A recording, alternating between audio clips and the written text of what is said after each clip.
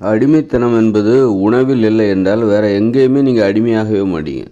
உணவில் அடிமைத்தனமே இல்லையா, உங்களை ஒரு உணவை அடிமைப்படுத்தலைன்னா எங்கேயுமே நீங்கள் அடிமையாகவே மாட்டீங்க.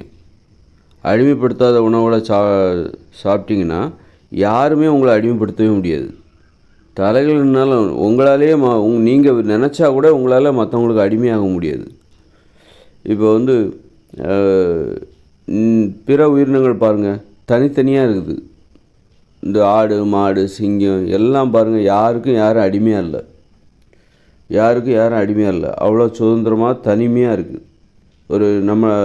ஒரு குடும்பமாக வாழலை. அங்கே ஒன்றும் கணவன் மனைவி உறவு கிடையாது. அப்படிங்கும்போது அந்த உயிரினங்களுடைய வாழ்க்கைக்கு என்ன காரணம்?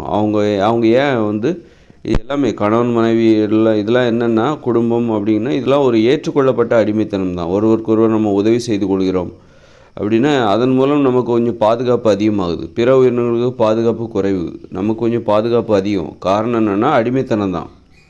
நம்ம ஒரு ஏற்றுக்கொள்ளப்பட்ட ஒரு அனுமதிக்கப்பட்ட அடிமைத்தனம் இதை விட அளவுக்கு அதிகமாக போச்சுன்னா அது ஆபத்து. இப்போ நம்ம இயந்திர அறிவியல் உலகில் உள்ள அடிமைத்தனம் என்பது அளவுக்கு அதிகமான அடிமைத்தனத்தோடு நாம் இப்போ சம்மந்தப்பட்டிருக்கோம். இயற்கையோடு இணைஞ்சு வாழ்ந்தாக்கா மனித வாழ்க்கையில் ஒரு அடிமைத்தனம் என்பது நமக்கு ஒரு பாதுகாப்பு தான். ஆனால் அது அளவோடு இருக்கணும். ஒரு அனுமதிக்கப்பட்ட அளவுன்னு ஒன்று இருக்குது. நம்ம அதெல்லாம் தாண்டினதுனால தான் இவ்வளோ ஆபத்து. அடிமைத்தனங்கிறது பார்த்திங்கன்னா எது அடிமைத்தனம்? இந்த மாதிரி தொழிலில் வேலை வாங்குகிறோம் பாருங்கள். தொழில்னால் என்னென்னா தனித்தனியாக செய்யணும். அதுக்கு வாய்ப்பு இருக்கா? இந்த இயந்திர அறிவியல் உலகில் தொழிலை தனியாக செய்ய முடியாது, கூட்டாக தான் செய்ய முடியும். கூட்டாக ஒற்றுமையாக ஒருத்தர் கீழே ஒருத்தர் வேலை வாங்கி இன்னொருத்தர் கீழே இருந்துக்கிட்டு அவங்க சொல்கிற வேலையை செய்துக்கிட்டு அப்படி தான் இந்த இயந்திர அறிவியல் உலகில் வேலை செய்ய முடியும். இதுதான் அடிமைத்தனம். அளவுக்கு அதிகமாகி போனால் அடிமைத்தனம். நம்ம தொழிலில் அடிமைத்தனமே இருக்கக்கூடாது. ஒரு விவசாய நிலம் 8 வயசுக்கு மேலே 2 ஏக்கர் நிலம் கொடுத்துட்டு இது உன்னுடைய விவசாய நிலம், இதுக்குள்ளே நீ யாருக்கிடையும் வேலை பார்க்கக்கூடாது, யாரையும் நீ வேலை வாங்காமல் உனக்கு தேவையான உணவுகளை நீ உற்பத்தி செய்து கொள் அப்படின்னு சொல்லி அவங்கள அந்த விவசாய நிலத்தை எல்லாத்துக்குமே ஆண் பெண் எல்லாத்துக்குமே 8 வயசுக்கு மேலே ஆச்சுன்னா ஒரு 2 ஏக்கர் விளைநிலம் கொடுத்துடணும். அந்த மாதிரி கொடுக்கும்போது அவங்க அதுக்குள்ளே போய் தொழிலில் அடிமைத்தனம் இருக்கக்கூடாது. இப்போ இயந்திர அறிவியல் உலகம் இந்த மாதிரி வளர்ச்சிக்கு என்ன காரணம்? தொழில் அடிமைத்தனம் தான் காரணம். தொழிலில் அடிமைத்தனம் அதுதான் இயந்திர அறிவியல் உலகில் உள்ள அறிவியல் உலகின் அடிமைத்தனத்துக்கு எது காரணம்? இவ்வளோ பிரம்மாண்டமாக நம்ம ஒரு உலகம் உருவாக்கி வச்சுருக்கோம். காரணம் ஒற்றுமையாக உழைச்சோன்னு நம்ம சொல்கிறோம். ஒருத்தரை அடிமைப்படுத்தி பயமுறுத்தி நம்ம மேலதிகாரியை பார்த்து நம்ம பயப்பட தான் செய்கிறோம்.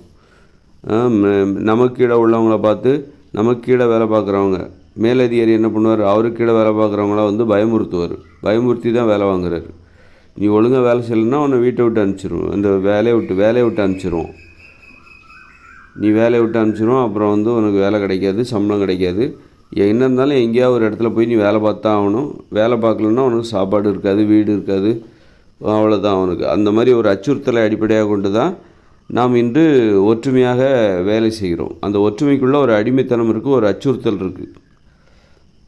அப்போ இயந்திர அறிவியல் உலகில் உள்ள நம்ம இன்றைக்கி ஒரு பிரம்மாண்டமான ஒரு உலகை உருவாக்குவதற்கே நம்ம கூட்டாக ஒன்றா சேர்ந்து உழைக்கிறோம்.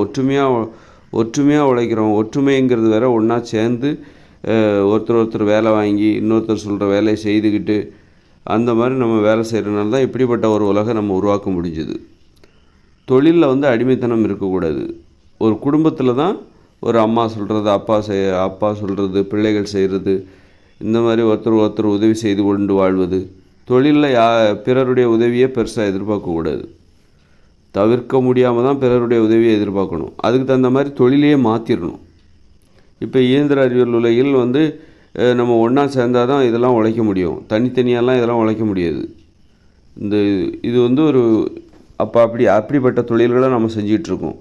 ஒரு மருத்துவராக இருக்கார் அப்படின்னா, ஒரு மருத்துவமனை இருக்குன்னா அங்கே நிறைய பேர் தேவை. வெறும் ஒருத்தர் மட்டுமே ஒரு மருத்துவமனையில் இருந்துக்கிட்டு அந்த மருத்துவமனை நடக்கணுமா? அவர் ஒரு நோயாளிகளை சார்ந்திருக்க வேண்டும். அவர் தொழிலை செய்யணும்னா அவருக்கு நோயாளிகளின் உதவி தேவை.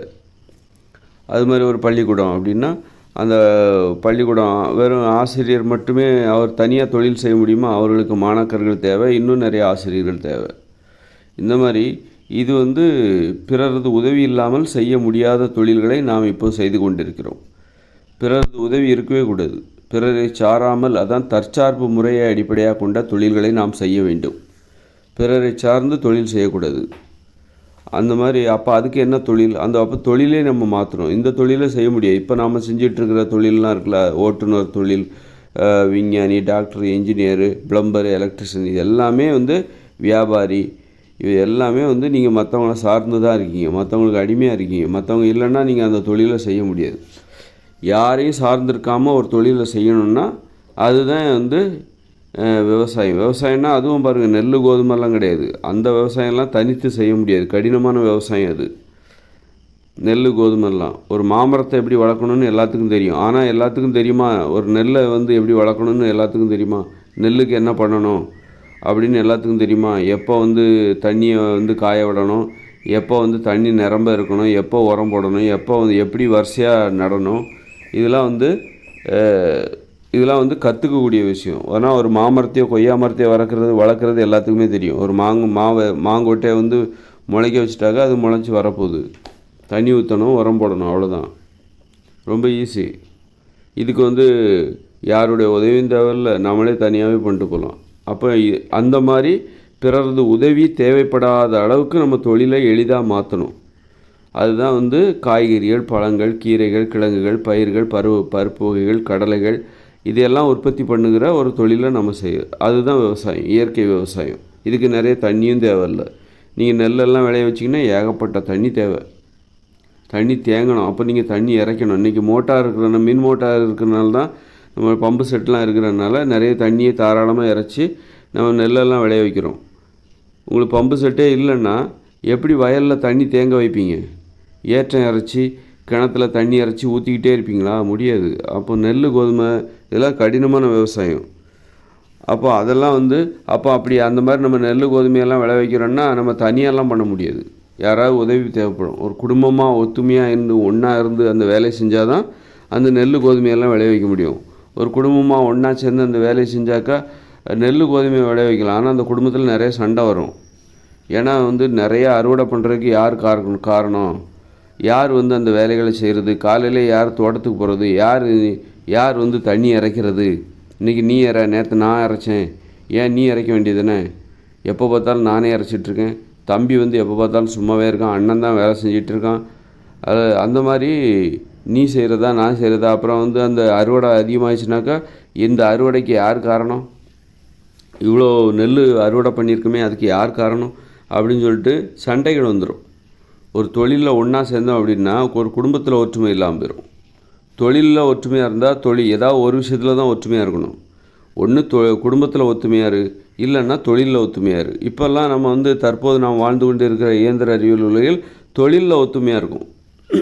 தொழிலெல்லாம் ஒன்றா சேர்ந்து ஒருத்தர் சொல்கிறத செஞ்சுக்கிட்டு பணிவாக சொல்லுங்கள் சார், சரிங்க சார் அப்படின்னு சொல்லிவிட்டு நமக்கு மேலே உள்ளவங்க சொல்கிறத செஞ்சுக்கிட்டு ஒரு ஒத்துமையாக தொழிலை பண்ணுறோம், வேறு வழி இல்லை. ஆனால் குடும்பத்தில் ஒரு ஒத்துமை இல்லை.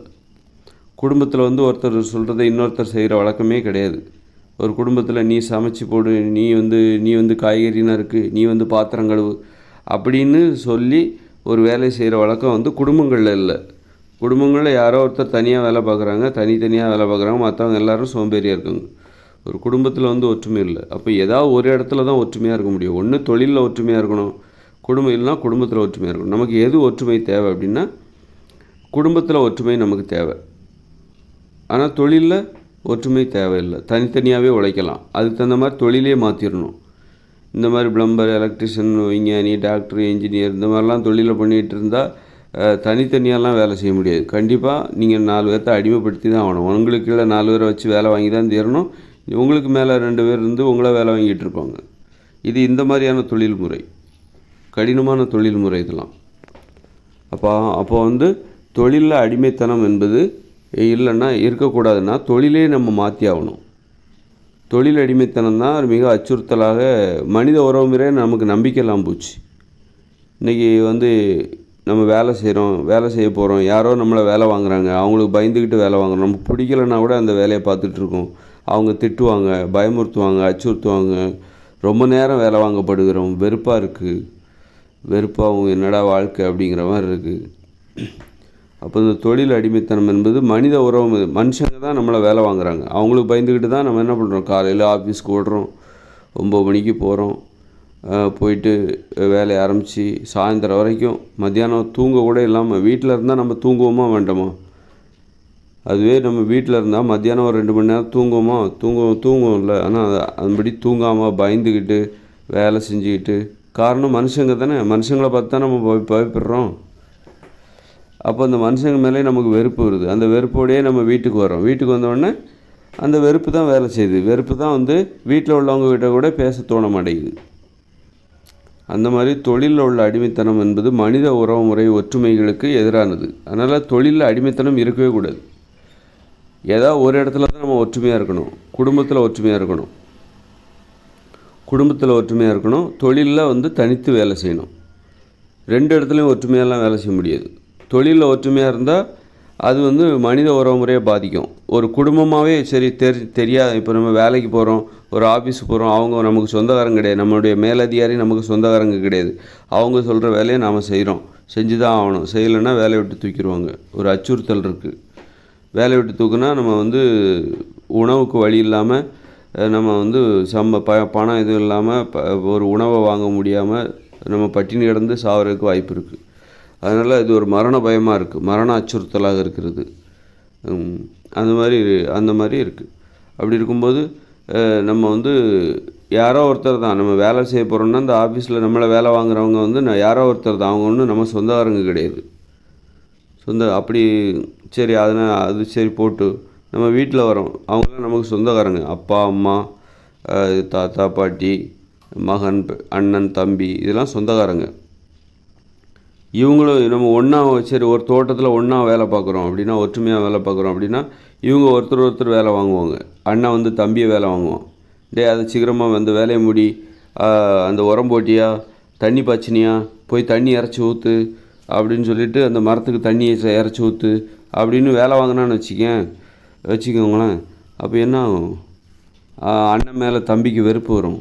நீ என்ன வேலை வாங்குற? உன் வேலையை நீ பாரு, என் வேலையை எனக்கு செய்ய தெரியும், நான் எப்போவுமே என் வேலையை செஞ்சுட்டு தான் இருக்கேன். அப்பா சொல்லுவார் மகன்கிட்ட, என்னடா இன்னுமாடா வேலை செய்யாமல் இருக்க, சீக்கிரம் அது முடியுது அப்படின்னு சொன்னார்னு வைங்க. அப்போ இவர் ஒருத்தர் எப்போ பார்த்தாலும் சும்மாவே இருக்க விட மாட்டார். நான் இப்போ என்னால் முடியாது அப்படின்னா என்ன ஆகும்? குடும்பத்தில் சண்டையே வந்துடும். ஒரு தொழிலை ஒற்றுமையாக செஞ்சால் கண்டிப்பாக அங்கே மனித உறவு மேலே மரியாதையே போயிடும். மனுஷங்க மேலே உள்ள அன்பே போயிடும். ஒரு குடும்பம் ஒற்றுமையாக ஒரு தொழிலை செஞ்சால் என்ன ஆகும் அப்படின்னா, அந்த குடும்பத்தினர் ஒருவருக்கொருவர் அன்பாகவே பேசிக்க மாட்டாங்க. ஏன்னா தொழில் செய்கிற இடத்துல அன்பு பாசத்துக்கு இடமே கிடையாது. தொழில் ஒரு துறவு மனப்பான்மை. ஒரு அன்பு பாசத்தெல்லாம் கழட்டி வீட்டில் வச்சுட்டு வந்துடணும். ஒரு துறவியாக தான் ஒரு வேலையை செய்யணும். தொழில் செய்யணுன்னா ஒரு துறவு மனப்பான்மை தேவை, துறவியின் மனப்பான்மை தேவை. அப்போ தான் நீங்கள் ஒரு தொழிலை செய்ய முடியும். அது மாதிரி ஒரு துறவி மனப்பான தொழிலில் ஒற்றுமை இருக்கக்கூடாது. குடும்பத்தில் ஒற்றுமை தேவை. ஒரு அம்மா சொல்கிறது பாசம், ஒன்றா உட்காந்து ஜாலியாக பேசுகிறது, விளையாடுறது, ஆடுறது, ஒரு குடும்ப நிர்வாகம், வீட்டை சுத்தமாக வச்சுக்கிறது, ஒன்றா உட்காந்து சாப்பிட்றது, இப்படி தான் ஒரு ஒற்றுமை. குடும்பங்கிறது இந்த வகையில் தான் ஒற்றுமையாக இருக்கணும். ஒன்றா உட்காந்து சாப்பிட்றது, பேசுகிறது, ஆடுறது, கதை சொல்கிறது, கதை கேட்குறது, உடம்பை நல்லா பார்த்துக்கிறது, இப்படி தான் ஒரு குடும்ப ஒற்றுமைங்கிறது. இப்படி தான் தொழில் செய்வதற்காக ஒரு குடும்பம் ஒன்றுபடக்கூடாது. ஒரு குடும்பம் என்ன நோக்கத்துக்காக ஒற்றுமையாக இருக்கணும்? தொழில் செய்கிறதுக்காக இல்லை. ஒரு தோட்டம், ஒரு 10 ஏக்கர் தோட்டம், ஒரு குடும்பத்துக்கு சொந்தமான 10 ஏக்கர் தோட்டம், அந்த குடும்பமே ஒற்றுமையாக இருந்து அந்த தோட்டத்தில் விவசாயம் செய்யுது அப்படின்னா, அந்த குடும்பத்தில் தொழில் செய்வதற்காக ஏற்படுகிற அந்த ஒற்றுமை அந்த குடும்பத்தில் உள்ளவர்களிடம் ஒரு அன்பு பாசம் இல்லாமல் செய்துவிடும். அப்பா எப்போ பார்த்தாலும் என்னையே வேலை வாங்குறாரு, அண்ணனையே தம்பியை வேலையே வாங்க மாட்டேன்றாரு, அவருக்கு என்னை பார்த்தாலே பிடிக்கல, எப்போ பார்த்தாலும் என்கிட்ட தான் வேலையை சொல்கிறேன், ஏன் தம்பிக்கிட்ட அந்த வேலையை சொன்னால் செய்ய மாட்டானா? அம்மாவுக்கு நீ ரொம்ப செல்ல பிள்ளை, உனக்கு எந்த வேலையுமே சொல்ல மாட்டாங்க, எப்போ பார்த்தாலும் என்ன தான் போய் தோட்டத்துக்கு போய் அந்த இதை பண்ணு அதை பண்ணுன்னு சொல்லிக்கிட்டே இருக்காங்க. அப்படின்னா அக்காக்காரி சொல்லுவாள், தங்கச்சி எந்த வேலையுமே செய்ய மாட்டாளா, நானே செய்யணுமா, என்ன இதுவாக இருக்குது அப்படின்னு சொல்லிட்டு அந்த தொழிலில் நீங்கள் ஒன்றுபட்டு செஞ்சிங்கன்னா அந்த குடும்பத்தில் ஒரு அன்பு பாசமே இல்லாமல் போயிடும். அந்த குடும்பத்தில் ஒருத்தர் பார்த்தாலே வெறுப்பாக பார்க்க ஆரம்பிச்சிருவாங்க. இவ்வளோ அறுவடைக்கு யார் காரணம், இவ்வளோ இன்னைக்கு இந்த வருஷம் இவ்வளோ மாமரம் இவ்வளோ காய் காய்க்குதே, இதுக்கு யார் காரணம், நான் தான் காரணம், உரமெல்லாம் ஊற்றி நல்ல தண்ணியெல்லாம் ஊற்றி நல்லா பார்த்துக்கிட்டேன், நான் தான் காரணம், இவ்வளோ அறுவடைக்கு நான் தான் காரணம். அண்ணன் சும்மாவே இருந்தான், நான் எப்போ பார்த்தாலும் காலையிலே வந்துடுவேன், இந்த தோட்டத்தில் தண்ணி ஊற்றி உரம் வச்சு நான் பார்த்துக்கிட்டேன், நல்லா பார்த்துக்கிட்டேன். அண்ணன் சோம்பேறியாக இருந்தான், ரொம்ப நேரம் வரைக்கும் தூங்கினான். ஆனால் அவன் கடைசியில் பார்த்தா நான் தான் இவ்வளோ இந்த தோட்டம் நல்லா இருக்கிறதுக்கு நான் தான் காரணம்னு எல்லாத்தையும் சொல்லிக்கிட்டு இருக்கிறான். என்னை நான் ஒன்றுமே செய்யலைன்னு வேற சொல்லிக்கிட்டு இருக்கிறான் அப்படின்னு சொல்லி தம்பிக்காரன் சொல்லுவானா, சண்டை வந்துடும். அப்போ அண்ணனுக்கு தம்பிக்கு சண்டை வந்துடும். அப்போ ஒரு தொழிலில் நீங்கள் ஒற்றுமையாக இருக்கவே கூடாது.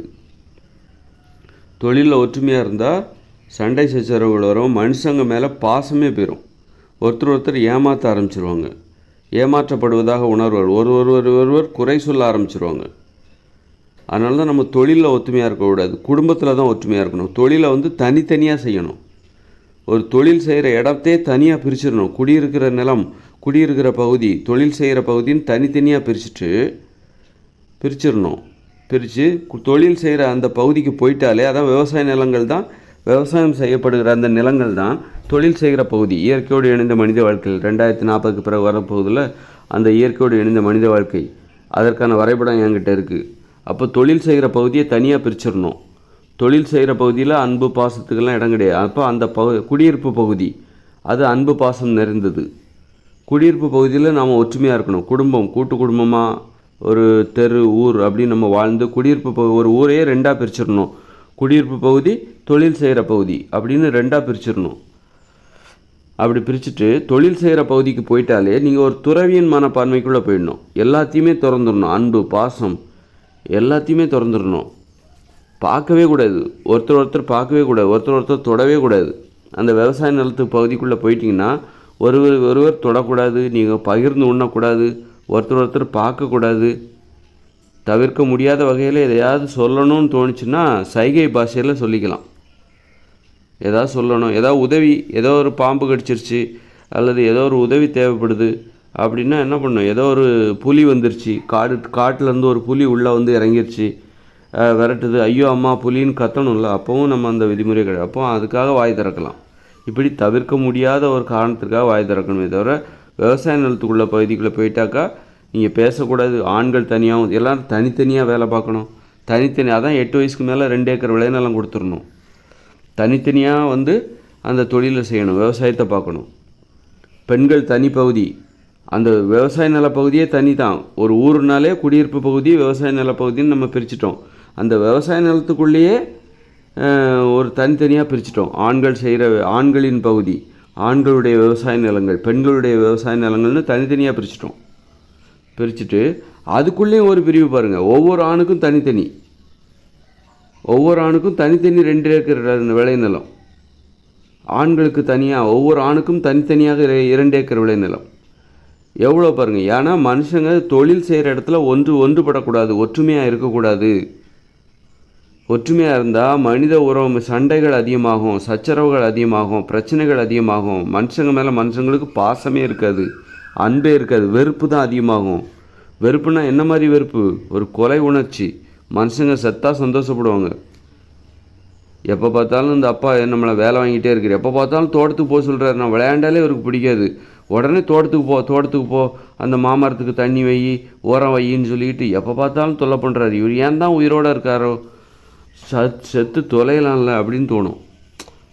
அந்த மாதிரி மனுஷங்க செத்தா சந்தோஷப்படுகிற ஒரு மனப்பான்மை எங்கே வரும், எப்போ வரும்னா தொழிலில் நீ ஒத்துமையாக வேலை பார்த்தா வந்துடும். அதனால தான் இப்போ இந்த இயந்திர அறிவியல் உலகில் நம்ம தொழிலில் ஒற்றுமையாக இருக்கும். அதனால தான் பாருங்கள், யாருமே யார்கிட்டையும் பேசுறதுக்கே நமக்கு பிடிக்கல, அன்பாக பேசுகிறதுக்கே நமக்கு பிடிக்கல. எல்லோரும் தனித்தனியாக இருக்காங்க. மனுஷங்கனாலே வெறுப்பு. இந்த உலகத்தில் நிறைய சாவு நடக்குது. நோயினால் சாவுறாங்க, விபத்துகளால், மோட்டார் வாகன விபத்துகளால் 10 லட்சம் பேர் வருஷத்துக்கு சாவுறாங்க. 10 லட்சம் பேர் உடல் ஊனமடைகிறார்கள் ஒவ்வொரு வருஷமும் மோட்டார் வாகன விபத்துகளால், குற்றங்களால், போர்களால் செத்துக்கிட்டு இருக்காங்க. காரணம் என்னென்னா மனுஷங்க அதை அனுமதிக்கிறாங்க. சாவுங்கடா நீங்களாம் அப்படின்னு சொல்லிட்டு அனுமதிக்கிறாங்க. ஏன்னா தொழிலில் ஒத்துமையாக இப்போ நம்ம வேலை பார்த்துட்ருக்கோம். ஒத்துமையாக வேலை பார்த்து தான் இந்த இயந்திர அறிவியல் உலகே உருவாக்குறோம். ஒரு வீட்டை கட்டுறோம், ஒற்றுமையாக கட்டுறோம், அதுக்கு சம்பளம் கொடுக்குறாங்க, அது தொழில். ஒரு மருத்துவமனை எல்லாம் ஒற்றுமையாக வேலை பார்க்குறோம். ஒருத்தர் அச்சுறுத்திக்கிட்டு ஒரு மருத்துவரை பார்த்து செவிலியரை பயந்துக்கிட்டு வேலை பார்ப்பாங்க. அவர் ஒழுங்காக வேலை பார்க்கலன்னா அவர் அசிங்கமாக திட்டுவார். இந்த மாதிரி ஒருத்தர் தொழிலில் ஒற்றுமையாக வேலை செய்யும்போது இப்போ ஒரு அம்மா மகன்கிட்ட ஒரு குடும்பத்தில் ஒரு அம்மா மகனை வேலை வாங்கும்போது, டே அந்த போய் அதை எனக்கு எடுத்துகிட்டு வாடா, டே எனக்கு அம்மா ரெக்வஸ்ட் பண்ணி கேட்பாங்க, இருமா செய்கிறம்மா, நீ இப்போ என் மேலே நான் சொன்னாவே செய்ய மாட்டேன்ற, இனிமேல் என்கிட்ட பேசாத அப்படின்னு சொல்லிட்டு அந்த அம்மா பையன்கிட்ட கோச்சிப்பாங்க. இது குடும்பத்தில் ஒற்றுமையாக இருக்கும்போது அதில் யாரையும் அச்சுறுத்த முடியாது. ஒருத்தர் சொல்கிற வேலையை இன்னொருத்தர் செய்யலைன்னா அவங்க கோச்சிப்பாங்க. என்கிட்ட இனிமேல் நான் அவங்ககிட்ட பேச மாட்டேன்டா, நீ நான் சொல்கிற வேலையை செய்ய மாட்டேன்ற, எனக்கு ஒரு சின்ன உதவி கூட செய்ய மாட்டேன்ற. இது குடும்பத்தில் ஒற்றுமையாக இருக்கும்போது ஆனால் அதுவே நீங்கள் தொழிலில் போயிட்டு ஒரு மேலதிகாரி தனக்கு கீழே உள்ளவங்ககிட்ட வேலை வாங்கும்போது இப்படியெல்லாம் பேச முடியுமா? நான் சொல்கிறது நீங்கள் செய்யவே மாட்டேன்றீங்க, நான் அந்த வேலையை செய்ய சொன்னேன், ஆனால் நீங்கள் செய்யவே மாட்டேன்றீங்க, இனிமேல் நான் அவங்கள்ட்ட பேசவே மாட்டேன் அப்படின்னு சொல்லி ஒரு மேனேஜர் தனக்கு கீழே வேலை பார்க்குறவங்ககிட்ட போய் சொல்லிகிட்டு இருக்க முடியுமா? அப்படி சொன்னால் அங்கே வேலை நடக்குமா? அப்போ ஒரு மேனேஜர் என்ன பண்ணுவார், நீங்கள் செய்யலைன்னா அவ்வளோதான், அவங்கள சீட்டை கழித்து வெளியே அனுப்பிச்சிடுவேன் அப்படின்றவர். அவ்வளோதான், அவங்களுக்கு நீ வேறு இடத்துல வேலை பார்த்துக்கோங்க. அந்த மாதிரி தான் உறவு முறைக்கே அன்பு பாசம் ஒரு மரியாதைக்கே இடம் இல்லை. அதனால் தொழிலில் ஒற்றுமையாக இருக்கக்கூடாது. நம்ம இந்த உலகத்தில் இவ்வளோ சாவு ஏன் நடக்குதுன்னா மனுஷங்க பார்த்துட்டு தான் இருக்காங்க, அனுமதிக்கிறாங்க. இந்த சாவு நடக்கட்டும். மனுஷங்க மேலே அவ்வளோ வெறுப்பு. இந்த மனுஷங்கள்லாம் ஏன் தான் உயிரோட சாவுங்கடா அப்படின்னு சொல்லிட்டு, அதனால தான் அந்த அணு உலைகளை உருவாக்குறது. அந்த மனுஷங்க மேலே அவ்வளோ வெறுப்பு, கொலை உணர்ச்சி, பழி உணர்ச்சி. ஏன்னா காரணம் நம்ம தொழிலில் ஒன்றா உட்காந்து செஞ்சிட்ருக்கோம், ஒற்றுமையாக செஞ்சிட்ருக்கோம். தொழிலை ஒற்றுமையாக செஞ்சிட்ருக்கோம். ஒரு கடைன்னா அங்கே 4 பேர் இருக்காங்க, ஒரு சூப்பர் மார்க்கெட்னா அங்கே ஒரு 20-100 பேர் இருக்காங்க. ஒற்றுமையாக அந்த சூப்பர் மார்க்கெட் நடத்துகிறாங்க. ஒருத்தருக்கு பயந்துக்கிட்டு அந்த சிசிடிவி கேமராவிலேருந்து தப்பிச்சுக்கிட்டு தெரியாமல் உட்காந்து ரெஸ்ட் எடுக்கிறாங்க. தூங்குறதுக்கு அங்கே வாய்ப்பு கிடையாது. தூங்குனாக்கா வேலையை விட்டு அனுப்பிச்சிடுவாங்க. மேனேஜர் திட்டுவார், முதலாளி திட்டுவார். இப்படி பயந்து வேலை செய்யும்போது மனுஷங்க மேலே வெறுப்பு தான் அதிகமாகும். இந்த மனுஷங்க செத்தா என்ன, சாவட்டும். இந்த மனுஷங்க நம்மளை கொஞ்சம் நிம்மதியாக தூங்க விட மாட்டேங்க. ஒரு ஆடு கூட மாடு கூட தூங்குது, அது சுதந்திரமாக வாழுது. அந்த சுதந்திரம் கூட நமக்கு கிடையாதா? நம்மளாம் மனுஷங்கன்னு சொல்லி என்ன இது அப்படின்னு சொல்லிட்டு ஒரு தொழில் ஒற்றுமை என்பது மனித உறவு முறைக்கு மனுஷங்ககிட்ட இருக்கிற அன்பு, மனுஷங்களுக்குள்ள வேறுபாடுகளை பிளவுகளை ஏற்படுத்தி பழி உணர்ச்சி ஏற்படுத்தணும். மனுஷங்க செத்தா சந்தோஷப்படுகிற ஒரு மனநிலைக்கு இந்த தொழில் ஒற்றுமை தான் காரணம். தொழிலில் உள்ள ஒற்றுமை தான் காரணம்.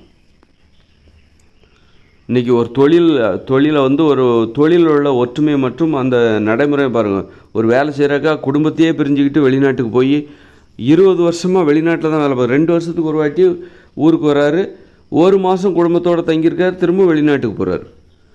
அப்போ இந்த தொழில் ஒரு குடும்ப ஒற்றுமைக்கு எவ்வளோ வேட்டு வைக்குது பாருங்கள். எப்படியெல்லாம் வேட்டு வைக்குது பாருங்கள். அந்த தொழிலை ஒற்றுமையாக செய்கிறோம், அதில் மேனேஜர் திட்டுறாரு, முதலாளி திட்டுறாரு, அது ஒரு பக்கம். அப்புறம் அந்த தொழிலே என்ன பண்ணுன்னா குடும்பத்துலேருந்து ஒன்றை பிரிச்சிருது. இவன் என்ன பண்ணுறான், வேலை நிமித்தமாக பாம்பேக்கு போயிடுறான். தமிழ்நாட்டில் இருக்கிறோம், வேலை செய்யணுங்கிறக்காக, பிழைக்கணுங்கிறக்காக, தொழிலை பார்க்கணுங்கிறக்காக பாம்பேக்கு போயிடுறான். பம்பாய்க்கு போய், மும்பைக்கு போய் வேலை பார்க்குறான், டெல்லிக்கு போய் வேலை பார்க்குறான். வட மாநிலத்துக்காரன் இங்கே வரான், குடும்பத்தை பிரிச்சுக்கிட்டு இங்கே வரான். இங்கே இருக்கிறவங்க குடும்பத்தையே பிரிச்சிருது.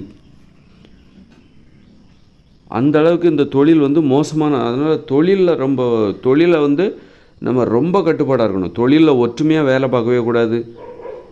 ஒற்றுமையாக வேலை பார்க்கக்கூடாதுன்னா அதுக்கு தகுந்த மாதிரி தொழிலே நம்ம மாற்றிடணும். இன்றைக்கி தொழிலில் ஒற்றுமை இல்லை. அப்புறம் பார்த்திங்கன்னா வேலைன்னு வேலை வாங்கிட்டே இருக்காங்க. ஒரு நிம்மதியாக குடும்பத்தோடு நேரம் செலவழிக்க முடியல, தூங்க முடியல, அவ்வளோ நேரம் வேலை வாங்குகிறாங்க. ஒவ்வொருத்தரும் இன்றைக்கி 5 மணி நேரம் 6 மணி நேரம் தான் தூங்குறாங்க. உடம்புல நோய் வந்துடுது. இந்த தொழிலில் ஒற்றுமையாக வேலை பார்த்து இவ்வளோ முன்னேற்றத்தை அடைஞ்சி கடைசியில் பார்த்தா உடம்புல தூங்குறதுக்கு நேரம் இல்லாமல் இன்றைக்கி நோய் சீக்கிரமாக செத்து போயிடுறாங்க. சீக்கிரமாக செத்து போகிறதுக்கு என்ன காரணம்? அந்த தொழிலை ஒன்றுபட்டு நம்ம வேலை பார்த்துட்ருக்கோம்ல, வேலை பார்த்து இப்படி ஒரு உலகத்தை உருவாக்கி நம்ம தூங்குவதற்கு நேரம் இல்லாமல் குடும்பத்தோடு நேரம் செலவழிப்பதற்கு நேரம் இல்லாமல், விளையாடுவதற்கு நேரம் இல்லாமல், நண்பர்களோடு தோழிகளோடு நேரம் செலவழிப்பதற்கு நேரம் இல்லாமல், உறவினர்களோடு நேரம் செலவழிப்பதற்கு நேரம் இல்லாமல், ஆடுவதற்கும் பாடுவதற்கும் நேரம் இல்லாமல் இன்றைக்கி வெறும் தொழிலை மட்டும்தான் செஞ்சுக்கிட்டு இருக்கோம். தொழிலை மட்டும் செஞ்சு கடைசியில் தூக்கம் இல்லாமல், மகிழ்ச்சி இல்லாமல், கடைசியில் நோய் வந்து சீக்கிரமாகவே செத்து போயிடுறாங்க. அதனால தான் தொழிலில் ரொம்ப கட்டுப்பாடோடு இருக்கணும். தொழிலையே மாற்றணும். தனித்தனியாக தொழிலை பண்ணணும்னு நான் அதான் சொல்கிறேன். தொழில் வந்து தொழிலில் வந்து ஒற்றுமையாக வேலை பார்க்கக்கூடாது. தனித்தனியாக வேலை தொழிலை பார்க்கணும். அப்படின்னா அதுக்கு தகுந்த மாதிரி தொழிலே மாற்றிடணும். இப்போ நம்ம பார்க்குற வேலைகள்லாம் இருக்குல்ல, ஒரு ப்ளம்பரோ எலக்ட்ரிஷியனோ ஒரு தொழிற்சாலை, இதெல்லாம் தனித்தனியாக செய்ய முடியுமா? ஒருத்தரை தனி தொழிற்சாலையில் வேலை பார்க்க முடியுமா? ஒரு தொழிற்சாலை ஒருத்தர் மட்டும் தான் இயக்க முடியாது. 1000 பேர் சேர்ந்தால் தான் அந்த தொழிற்சாலையை இயக்க முடியும். ஒற்றுமையாக 1000 பேர் ஒற்றுமையாக உழைச்சா தான் ஒருத்தர் உள்ள வெறுப்பை சம்பாதிச்சுக்கிட்டு, ஒருத்தர் பயமுறுத்திக்கிட்டு அதை செய் இதை செய், இப்போ நான் வருவேன் இதை செஞ்சு முடிக்கணும், இப்படியெல்லாம் பயமுறுத்தி தான் நீ மனுஷங்க அச்சுறுத்திக்கிட்டு, வெறுப்பை ஏற்படுத்திக்கிட்டு, வெறுப்பை சம்பாதிச்சுக்கிட்டு தான் அந்த தொழிலை செஞ்சால் தான் ஒரு தொழிற்சாலையை ரன் பண்ண முடியும், ஒரு தொழிற்சாலையை ஓட்ட முடியும். அப்போ நமக்கு வந்து தொழிற்சாலை தான் முக்கியம், தொழில் தான் முக்கியம், மனித உறவுமுறை முக்கியம் கிடையாது, அன்பு பாசம்லாம் முக்கியம் கிடையாது. அதனால தான் மனுஷங்களுக்குலாம் அன்பு பாசமே இல்லை. மனுஷன் அவ்வளோ வெறுப்பு பிடிக்கவே இல்லை. மனுஷங்களை பிடிக்கவே இல்லை. என்னடா இது அப்படின்னு கடைசியில் என்ன ஆகுது அப்படின்னா, அப்போது வந்து மனுஷங்க சாவணும், இவனெல்லாம் உயிரோடு இருக்கக்கூடாது, நம்மளை இப்படி அச்சுறுத்துறாங்க, தூங்க விட மாட்டேங்கிறாங்க, நிம்மதியாக தூங்க விட மாட்டேங்க, காலங்காத்தாலே வேலைன்னு சொல்லிட்டு காலங்காத்தாலே 4 மணிக்கு 3 மணிக்கெல்லாம் எந்திரிச்சு அந்த வேலையை செய்கிறதுக்கு ஓடுறாங்க, பக்கத்து நகரத்துக்கு ஓடுறாங்க. தூரமாக இருக்கிற அந்த 100 கிலோமீட்டருக்கு அங்கிட்டு இருக்கிற சென்னைக்கு விழுப்புரத்துலேருந்து டெய்லி விழுப்புரத்துலேருந்து திருவள்ளூர்லேருந்து ஆவடியிலேருந்து அதுக்கு அங்கிட்டு இருக்கிற அரக்கோணத்துலேருந்து சென்னைக்கு வராங்க. அது மாதிரி மும்பைன்னு வச்சுக்கோங்களேன். மும்பைக்கு தினமும் வேலை செஞ்சுட்டு வீட்டுக்கு போகணும். மும்பைக்கு வெளியில் ஒரு 100 கிலோமீட்டருக்கு அங்கிட்டு இருந்து பல கோணங்கள்லேருந்து ட்ரெயின்லேயும் பஸ்லேயும் இருந்து டெய்லி வேலை பார்த்துட்டு திரும்ப வீட்டுக்கு போகணும். இப்படி கஷ்டப்படுத்துகிறாங்க. நிம்மதியாக தூங்க முடியல. காலங்காத்தாலே 3 மணிக்கெல்லாம் அசந்து தூங்குற அந்த 3 மணிக்கெல்லாம் நம்மளை எழுப்பி குளிச்சுட்டு பதறி ஓடி அந்த ட்ரெயினில் போய் உட்காந்து, ட்ரெயினில் இடம் கிடைக்காது, நின்றுக்கிட்டே போகணும்.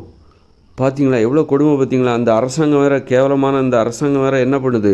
இந்த மக்களோட பிரச்சனைகளை புரிஞ்சிக்காமல் ஏற்கனவே மக்கள் இந்த மாதிரி 100 கிலோமீட்டர் அங்கிட்டு தினசரி வேலை பார்த்துட்டு திரும்ப வராங்க. கோடிக்கணக்கான பேர் அப்படி வேலை பார்க்குறாங்க இந்தியாவில். அவங்க அந்த ட்ரெயினில் உட்கார இடம் இல்லாமல் லோல் பெட்டுக்கிட்டு அவஸ்தைப்பட்டுக்கிட்டு, அப்போ இந்த மனுஷங்க மேலே வெறுப்பு வருமா வராதா? இந்த மனுஷங்க ஏன் உயிரோடு இருக்கணும், சாவட்டும். அப்போ இவ்வளோ வெறுப்போடு வாழ்ந்துக்கிட்டு இருக்கும்போது அப்போ இவங்க நியூஸில் படிப்பாங்க, அந்த வேனும் காரும் மோதி 5 பேர் சாவட்டும்டா. மனுஷங்க மேலே அந்த வெறுப்பு வந்துடுது. இந்த ஒரு குடும்பத்தினரே அவங்க தற்கொலை பண்ணிக்கிட்டாங்க, கடன் தொல்லையால் தற்கொலை பண்ணிக்கிட்டீங்க, சாவுங்கடா. அதை பார்க்கும்போது அழிவுகளை பார்த்து நமக்கு ஒரு சந்தோஷம். எங்கேயாவது அழிவு நடக்காதா, இந்த இயந்திர அறிவியல் உலகமே அழிஞ்சு போகாதா அப்படிங்கிற ஆசை எல்லாருக்குமே இருக்குது. நம்ம கஷ்டப்படுறதுக்கு காரணம், அதாவது நம்ம ஒரு டிவி பார்க்குறோம், ஒரு படத்தை பார்க்குறோம், சினிமாவை பார்க்குறோம், அப்போ நமக்கு சந்தோஷமாக இருக்குது, ரொம்ப சந்தோஷமாக இருக்குது. ஆகா, இந்த இயந்திர அறிவியல் உலகம் நம்ம ரொம்ப மகிழ்ச்சியை தருது அப்படின்னு சந்தோஷமாக இருக்குது. ஒரு நல்ல ஃபேன் காற்று, வெயில் காலத்தில் ஏசி ரூமில் படுத்து நல்ல சொகுசாக தூங்குகிறோம், ஃபேன் காற்றுல படுத்து தூங்குகிறோம், நல்ல சுகமாக இருக்குது. அப்போ நமக்கு இந்த இயந்திர அறிவியல் உலகம் ரொம்ப பிடிச்சிருக்கு. அதே இது இந்த இயந்திர அறிவியல் உலகில் நாம் கஷ்டப்படும் போது, இந்த தொழிலில் நம்மளை வேலை வாங்கும்போது, இந்த தொழிலுக்காக நம்ம குடும்பத்தை பிரிஞ்சுக்கிட்டு, நண்பர்களை பிரிஞ்சுக்கிட்டு, உறவுமுறையை பிரிஞ்சுக்கிட்டு, வெளியூர்லேயும் வெளி நகரத்துக்குள்ளேயும் வெளி நாடுகள்லேயும் போய் அவங்க ஒட்டகம் மேய்க்கும்போது, இந்த மனுஷன் ஒட்டகம் மேய்ச்சிக்கிட்டு கக்கூஸ் கழுவிக்கிட்டு வாழும்போது இந்த மனுஷங்களுக்கு கோபம் வருது, பழி உணர்ச்சி வருது, வெறுப்பு வருது.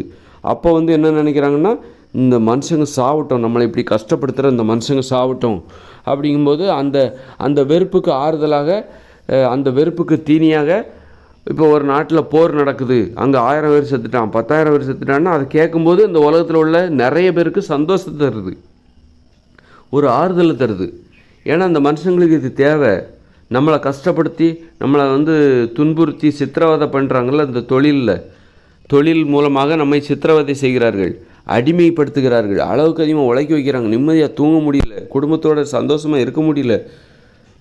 அப்படி இருக்கும்போது இதுக்கெல்லாம் காரணமானவங்க யார்? எல்லா ஊர்லேயும் இருக்காங்கல்ல, எல்லாருமே ஒரு முதலாளியாகவும் தொழிலாளர். அப்போ இந்த மனுஷங்க தான் காரணம். மனுஷங்க சாவட்டும், ஏதாவது ஒரு வகையில் சாவட்டும். அந்த சாவு செய்தியை பார்க்கும்போது இவனுக்கு கவலைப்பட மாட்டேங்கிறாங்க, சந்தோஷப்படுறாங்க. ஆகா, தேன் வந்து பாயுது இந்த காது நிலை அப்படின்ற மாதிரி. இந்த மாதிரி செய்திகளெல்லாம் கேட்கும்போது தேன் வந்து பாயுது இந்த இன்ப காதி நிலை, என்னுடைய காதி நிலை அப்படிங்கிற மாதிரி இதெல்லாம் பார்க்கும்போது அந்த கண்கொள்ளா காட்சியாக இருக்குது. யாரையாவது ரொம்ப அன்பாக இருந்துட்டாங்கன்னா, காதலிச்சிட்டாங்கன்னா இவனுக்கு கோபம் வருது. யாராவது காதலிக்காதீங்க, அன்பு செலுத்தாதீங்க, காதலுக்கு தடை போடுங்க அப்படின்றான். ஆனால் எங்கேயாவது செத்துட்டாங்கன்னா அதுக்கு வந்து இப்போ ஒரு நாடு ஃபுல்லாக யாரும் காதலிக்கக்கூடாது. தமிழ்நாடு ஒரு அரேபியான்னா அங்கே யாருமே காதலிக்கக்கூடாது, அவ்வளோ கட்டுப்பாடு. ஆனால் பார்த்திங்கன்னா ஒரு மோட்டார் ஆக்சிடெண்ட் நடக்குது, ஒரு நோய் மூலமாக கோடிக்கணக்கான சாவுறாங்க. இந்த மோட்டார் வாகனத்தெல்லாம் நிறுத்துங்க, நிறைய பேர் சாவுறாங்க, லட்சக்கணக்கான பேர் சாவுறாங்க, அதனால் யாருமே வண்டி ஓட்டக்கூடாது அப்படின்னு யாராவது போராடுறாங்களா? ஆனால் இதை பார்க்கும்போது சந்தோஷப்படுறாங்க. இந்த மாதிரி டெய்லி நியூஸ் பேப்பரில் 1000 பேர் செத்துட்டாங்க, 100 பேர் செத்துட்டாங்க, போர் மூலமாக இஸ்ரேல் காசா போர் மூலமாக 1000 பேர் செத்துட்டாங்க. இன்றைக்கி 1000 தானே, அப்போ 5000 பேர், மறுநாள் பார்த்தா 5000 பேர். அப்பா பரவாயில்லையா, நல்லா சுவாரஸ்யமாக இருக்குது, கேட்குறதுக்கு சுவாரஸ்யமாக இருக்குது. ஒரு உக்ரைன் ரஷ்யா போர், அது கேட்குறதுக்கு சந்தோஷமாக இருக்குது. இவங்களுக்கு நிறைய பேர் செத்துருக்காங்கய்யா, எண்ணிக்கை நல்லா இருக்குது, கேட்குறதுக்கு நல்லா இருக்குது. ஆனால் யாராவது அன்பு செலுத்திட்டா இவனுக்கு பிடிக்க மாட்டேங்குது. யாராவது காதலித்து விட்டால் ஆஹா மனித குலம் அழிந்து விட்டது, காதலுக்கு தடை போடுங்க, அநாகரிகம் இது அப்படின்னு சொல்லிட்டு காதலுக்கு அந்த அன்பு செலுத்துறது, அதானே அன்புக்கு தடை விதிக்கிறாங்க. ஆனால் காதலிப்பதற்கு தடை விதிக்கிறாங்க. ஆனால் எங்கேயாவது இந்த மாதிரி அங்கே சாவு இங்கே சாவு போர் அப்படின்லாம் வந்துட்டு அதில் அவங்களுக்கு ரொம்ப சந்தோஷம். ஆக மனுஷங்க சாவணும், நல்லா இருக்கக்கூடாது. அதாவது நாமெல்லாம் அனுபவிப்போமா, ஒரு தொழில் மூலமாக எல்லோரும் சித்திரவதை அனுபவிக்கிறாங்க. ஆனால் அப்படி அனுபவிக்கும் போது இவங்க காதலிக்கிறத பார்க்கும்போது என்னால் குடும்பத்தோடு நேரம் செலவழிக்க முடியல. அப்படி இருக்கும்போது நீங்கள் எப்படி காதலிக்கலாம், நீங்கள் எப்படி சந்தோஷமாக இருக்கலாம் அப்படின்னு சொல்லிட்டு இந்த காதலுக்கெல்லாம் அன்புக்கு இவங்க எதிராக இருக்காங்க, அன்பு செலுத்துவதற்கு எதிராக இருக்காங்க. அப்போ வேற்றுமைகளை உருவாக்குறாங்க. யாரும் சந்தோஷமாக இருந்துடக்கூடாது, எல்லாரும் கஷ்டப்படும் போது யாருமே சந்தோஷமாக இருந்துடக்கூடாது. அதனால் வேற்றுமைகளை உருவாக்கு, சாதி மதம்ங்கிற வேற்றுமைகளை உருவாக்கு, நிற வேற்றுமை, நீ கருப்பர் நான் வெள்ளையன் அப்படிங்கிற வேற்றுமைகளை உருவாக்கு. அதுமாதிரி நீ ஏழை பணக்காரன் கோடீஸ்வரன் அப்படிங்கிற வேற்றுமைகளை உருவாக்கி இங்கே யாரும் மகிழ்ச்சி அன்பு செலுத்திடக்கூடாது, கண்ணு கருத்துமாக பார்த்துக்கிறாங்க. ஏன்னா ஒவ்வொருத்தரும் தொழிலில் வந்து பெரிய அவஸ்தைப்பட்டுருக்காங்க. இந்த தொழிலில் ஒன்றுபட்டு தொழிலை செய்கிறோன்னு சொல்லிட்டு தொழில் மூலமாக மனுஷங்க மேலே அவ்வளோ வெறுப்போடையும் பெரிய கடுப்போடையும் இருக்காங்க. தொழிலில் மனுஷங்க மேலே பழி உணர்ச்சியோடு இருக்காங்க. இந்த தொழில் நடைமுறை மூலமாக ஒன்றுபட்டு தொழில் ஒருத்தர் பயமுறுத்திக்கிட்டு மேலதிகாரி கீழதிகாரின்னு சொல்லிட்டு அந்த வெறுப்போடு இருக்காங்க. அப்படி இருக்கும்போது நீ வந்து ஒருத்தர் நேசிச்சுக்கிட்டு இருந்தால் ஆகுமா ஆகாதா? அதனால தான் வந்து நீங்கள் இந்த சாவு செய்தியெல்லாம் பார்த்தா அவ்வளோ சந்தோஷப்படுறாங்க. இந்த உலகத்தில் எங்கே சாவு நடந்தாலும் 10 லட்சம் பேர் சாவுறாங்களா? நாய்கள் கடித்து ஒரு 1 லட்சம் பேர் ஒவ்வொரு வருஷமும் உலகம் முழுக்க சாவுறாங்க சொல்கிறாங்க, ஒரு புள்ளி விவரம் சொல்லுது. நோய்களால் பல கோடி பேர் சாவுறாங்க. இது வந்து இந்த செய்தி இருக்குல்ல, இந்த சாவு செய்தி, இது மனுஷங்களுக்கு அவ்வளோ சந்தோஷத்தை தருது. காரணம் என்னென்னா தொழில் செய்கிற நடைமுறை தான் காரணம். ஒற்றுமையாக நம்ம தொழில் செய்கிறோம் பாருங்கள், ஒருத்தர் வேலை வாங்கிக்கிட்டு, அதனால மனுஷங்க மேலே ஏற்பட்ட வெறுப்பு. ஒற்றுமையாக வேலைன்னா பயமுறுத்தி தான் நம்ம வேலை வாங்குகிறோம். ஒரு தொழிலை நீ செய்யலைன்னா உன்னை வேலையை விட்டு அனுப்பிச்சிடுவோம். வேலையை விட்டு அனுப்புனா நீ அடுத்த வேலை சாப்பாட்டுக்கு நீ என்ன பண்ணுவ? நீ அவமானப்படுவ. நீ வேலை செஞ்சால் தான் உனக்கு கல்யாணமே நடக்கும், பொண்ணு கொடுப்பாங்க, அல்லது ஒரு பையன் கிடைப்பான்.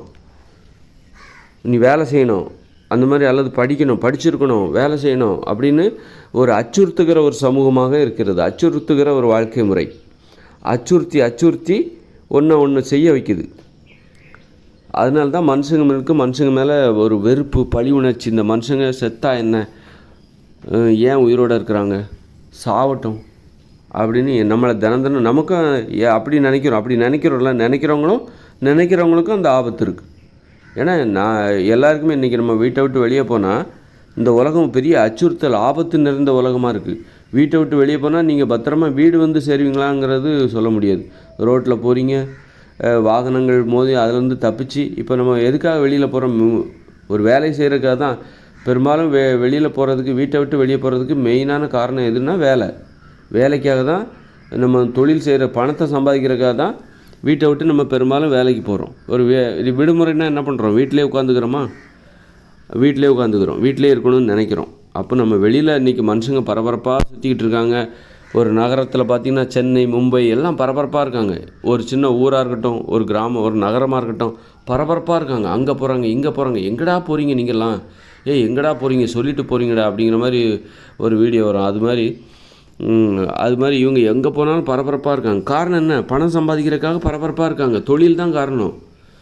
அப்போ அப்படி பரபரப்பாக இருக்கும்போது தான் மோட்டார் ஆக்சிடெண்ட் நடக்குது.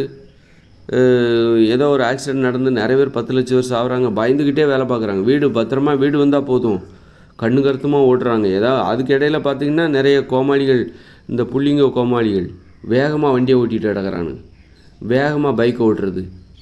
மனுஷன் பணத்தை சம்பாதிக்கிறாங்க, பயந்து எவ்வளோ நெருக்கடி இருக்குது. இதுக்கிடையில் இவனும் வேறு வேகமாக பைக்கை ஓட்டுறது, சாகசம் பண்ணுறது. மக்கள் ஏற்கனவே பயந்து போய் கிடக்கிறாங்க. அப்படி இருக்கும்போது எல்லோரும் பயந்துகிட்டு இருக்காங்க. எல்லாருக்கும் ஆபத்து இருக்குது. இன்றைக்கி நம்ம உயிரோடு இருப்போமா, எதாவது ஆக்சிடெண்ட் ஆகிடுமோ அப்படின்னு பயந்து வாழ்ந்துட்டு இருக்காங்க. அப்படி இருக்கும்போது அப்புறம் வேலை செஞ்சாகணும், பணத்தை சம்பாதிச்சாகணும். அது ஒரு பயம், ஒரே பயம். அப்படி இருக்கும்போது எல்லாருக்குமே மரண பயம் இருக்குது. அப்படி இருக்கும்போது இந்த மாதிரி சாவு நடக்கும்போது இன்னும் பயமாக இருக்குது. பயமாகவும் இருக்குது, சந்தோஷமாகவும் இருக்குது மனுஷங்களுக்கு. இந்த சாவெல்லாம் பார்க்கும்போது தான் நமக்கு இன்னும் பயமாகுது. மோட்டார் ஆக்சிடெண்ட்டில் 10 பேர் செத்துட்டாங்க, அப்படி செத்துட்டாங்க, இப்படி செத்துட்டாங்க. அதை பார்க்கும்போது பயமாகவும் இருக்குது. அதே நேரத்தில் இந்த மனுஷங்க, இதுக்கெல்லாம் காரணம் மனுஷங்க தானே. இந்த மாதிரி பயந்து வாழ்கிறதுக்கு மனுஷங்க தானே காரணம். அப்போ இந்த மனுஷங்க சாவட்டும், நாம் மட்டும் செத்தாதான் நமக்கு ரொம்ப கவலை. எல்லாருக்குமே சாவறதுக்கான வாய்ப்பு அதிகமாக இருக்குது. அந்த வாய்ப்பிலேருந்து யாருமே தப்ப முடியாது, அந்த அச்சுறுத்தலிலேருந்து யாருமே தப்ப முடியாது. அப்படிங்கும்போது அப்போது ஓகே, அப்போ இதை ஏற்றுக்கிறாங்க. எனக்கு மட்டும் அந்த ஆபத்து இல்லை, எல்லாருக்குமே இருக்குது அந்த ஆபத்து. அதனால் அதை ஏற்றுக்கிறாங்க, அதை பற்றி கவலைப்பட மாட்டேங்கிறாங்க.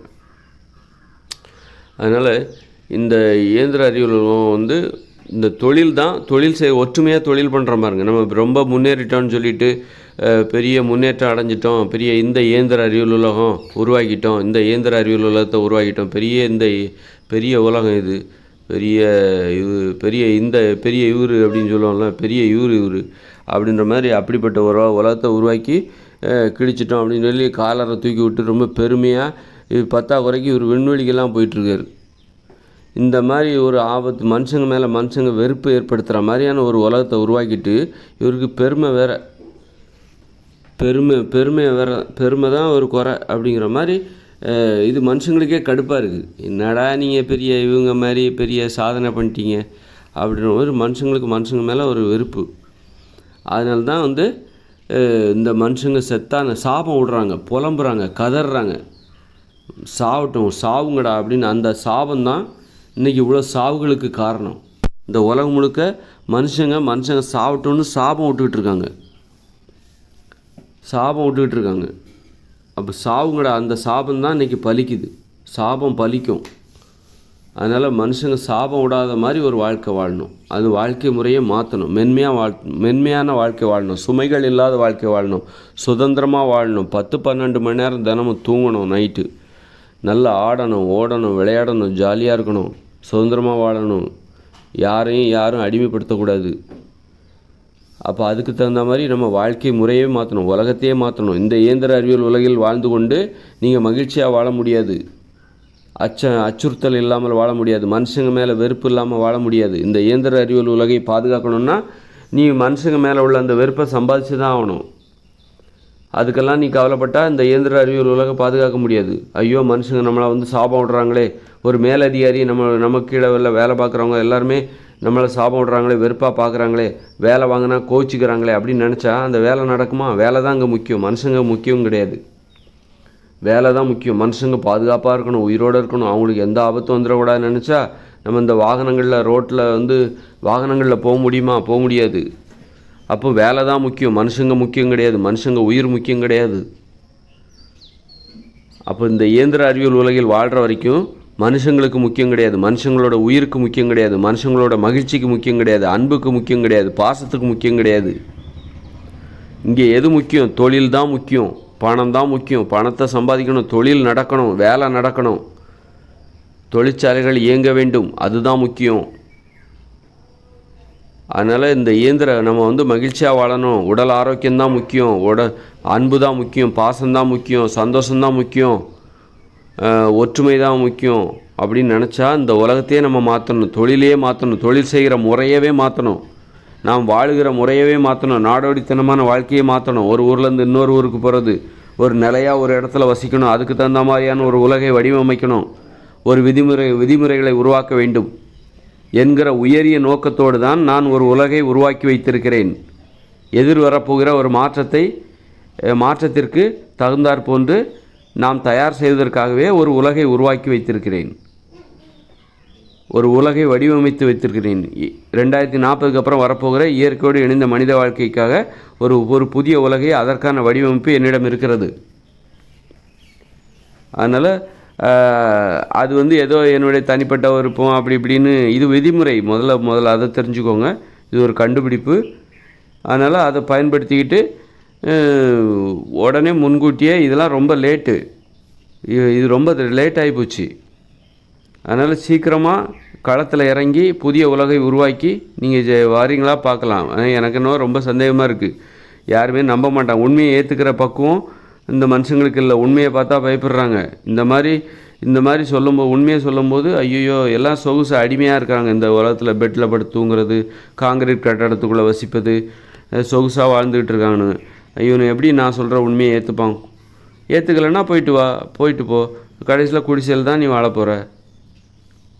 நான் சொல்கிறத கேட்டேன்னா ஒழுங்காக ஒரு 2040க்கு அப்புறம் நீ ஒரு காங்கிரீட் கட்டடத்துக்குள்ளே, ஒரு உறுதியான சின்ன காங்கிரீட் கட்டடம், இயற்கையோடு இணைஞ்ச மனுஷ வாழ்க்கை, அதுக்குள்ளே ஒரு காங்கிரீட் குடியிருப்பு, திட்டமிட்ட ஒரு உலகம், அமைதியான ஒரு வாழ்க்கை, மகிழ்ச்சியான ஒரு வாழ்க்கைக்குள்ளே நீ போவ. இல்லைன்னா நீ சண்டை போட்டு தான் செத்துட்டு கிடப்ப. சண்டை போட்டுது கொஞ்ச காலத்துக்கு சண்டை போட்டு கிடப்ப.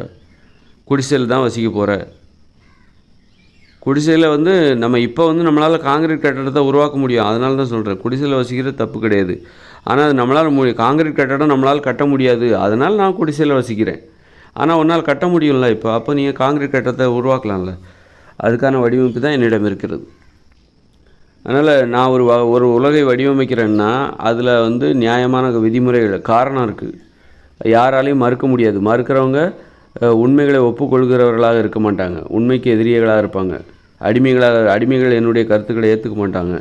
அறிவுபூர்வமாக சிந்திக்கிறவங்க நான் சொல்கிறத கூட ஏற்றுக்கலைன்னா நான் கிளிப்பிள்ளைக்கு சொல்கிற மாதிரி சொல்லக்கூடிய ஆள் நான். ஒரு மிகப்பெரிய விஷயத்த ஒரு சாதாரண மனுஷங்களுக்கும் புரிய வைக்கக்கூடிய ஆள் நான். எனக்கு அந்த திறமை உண்டு.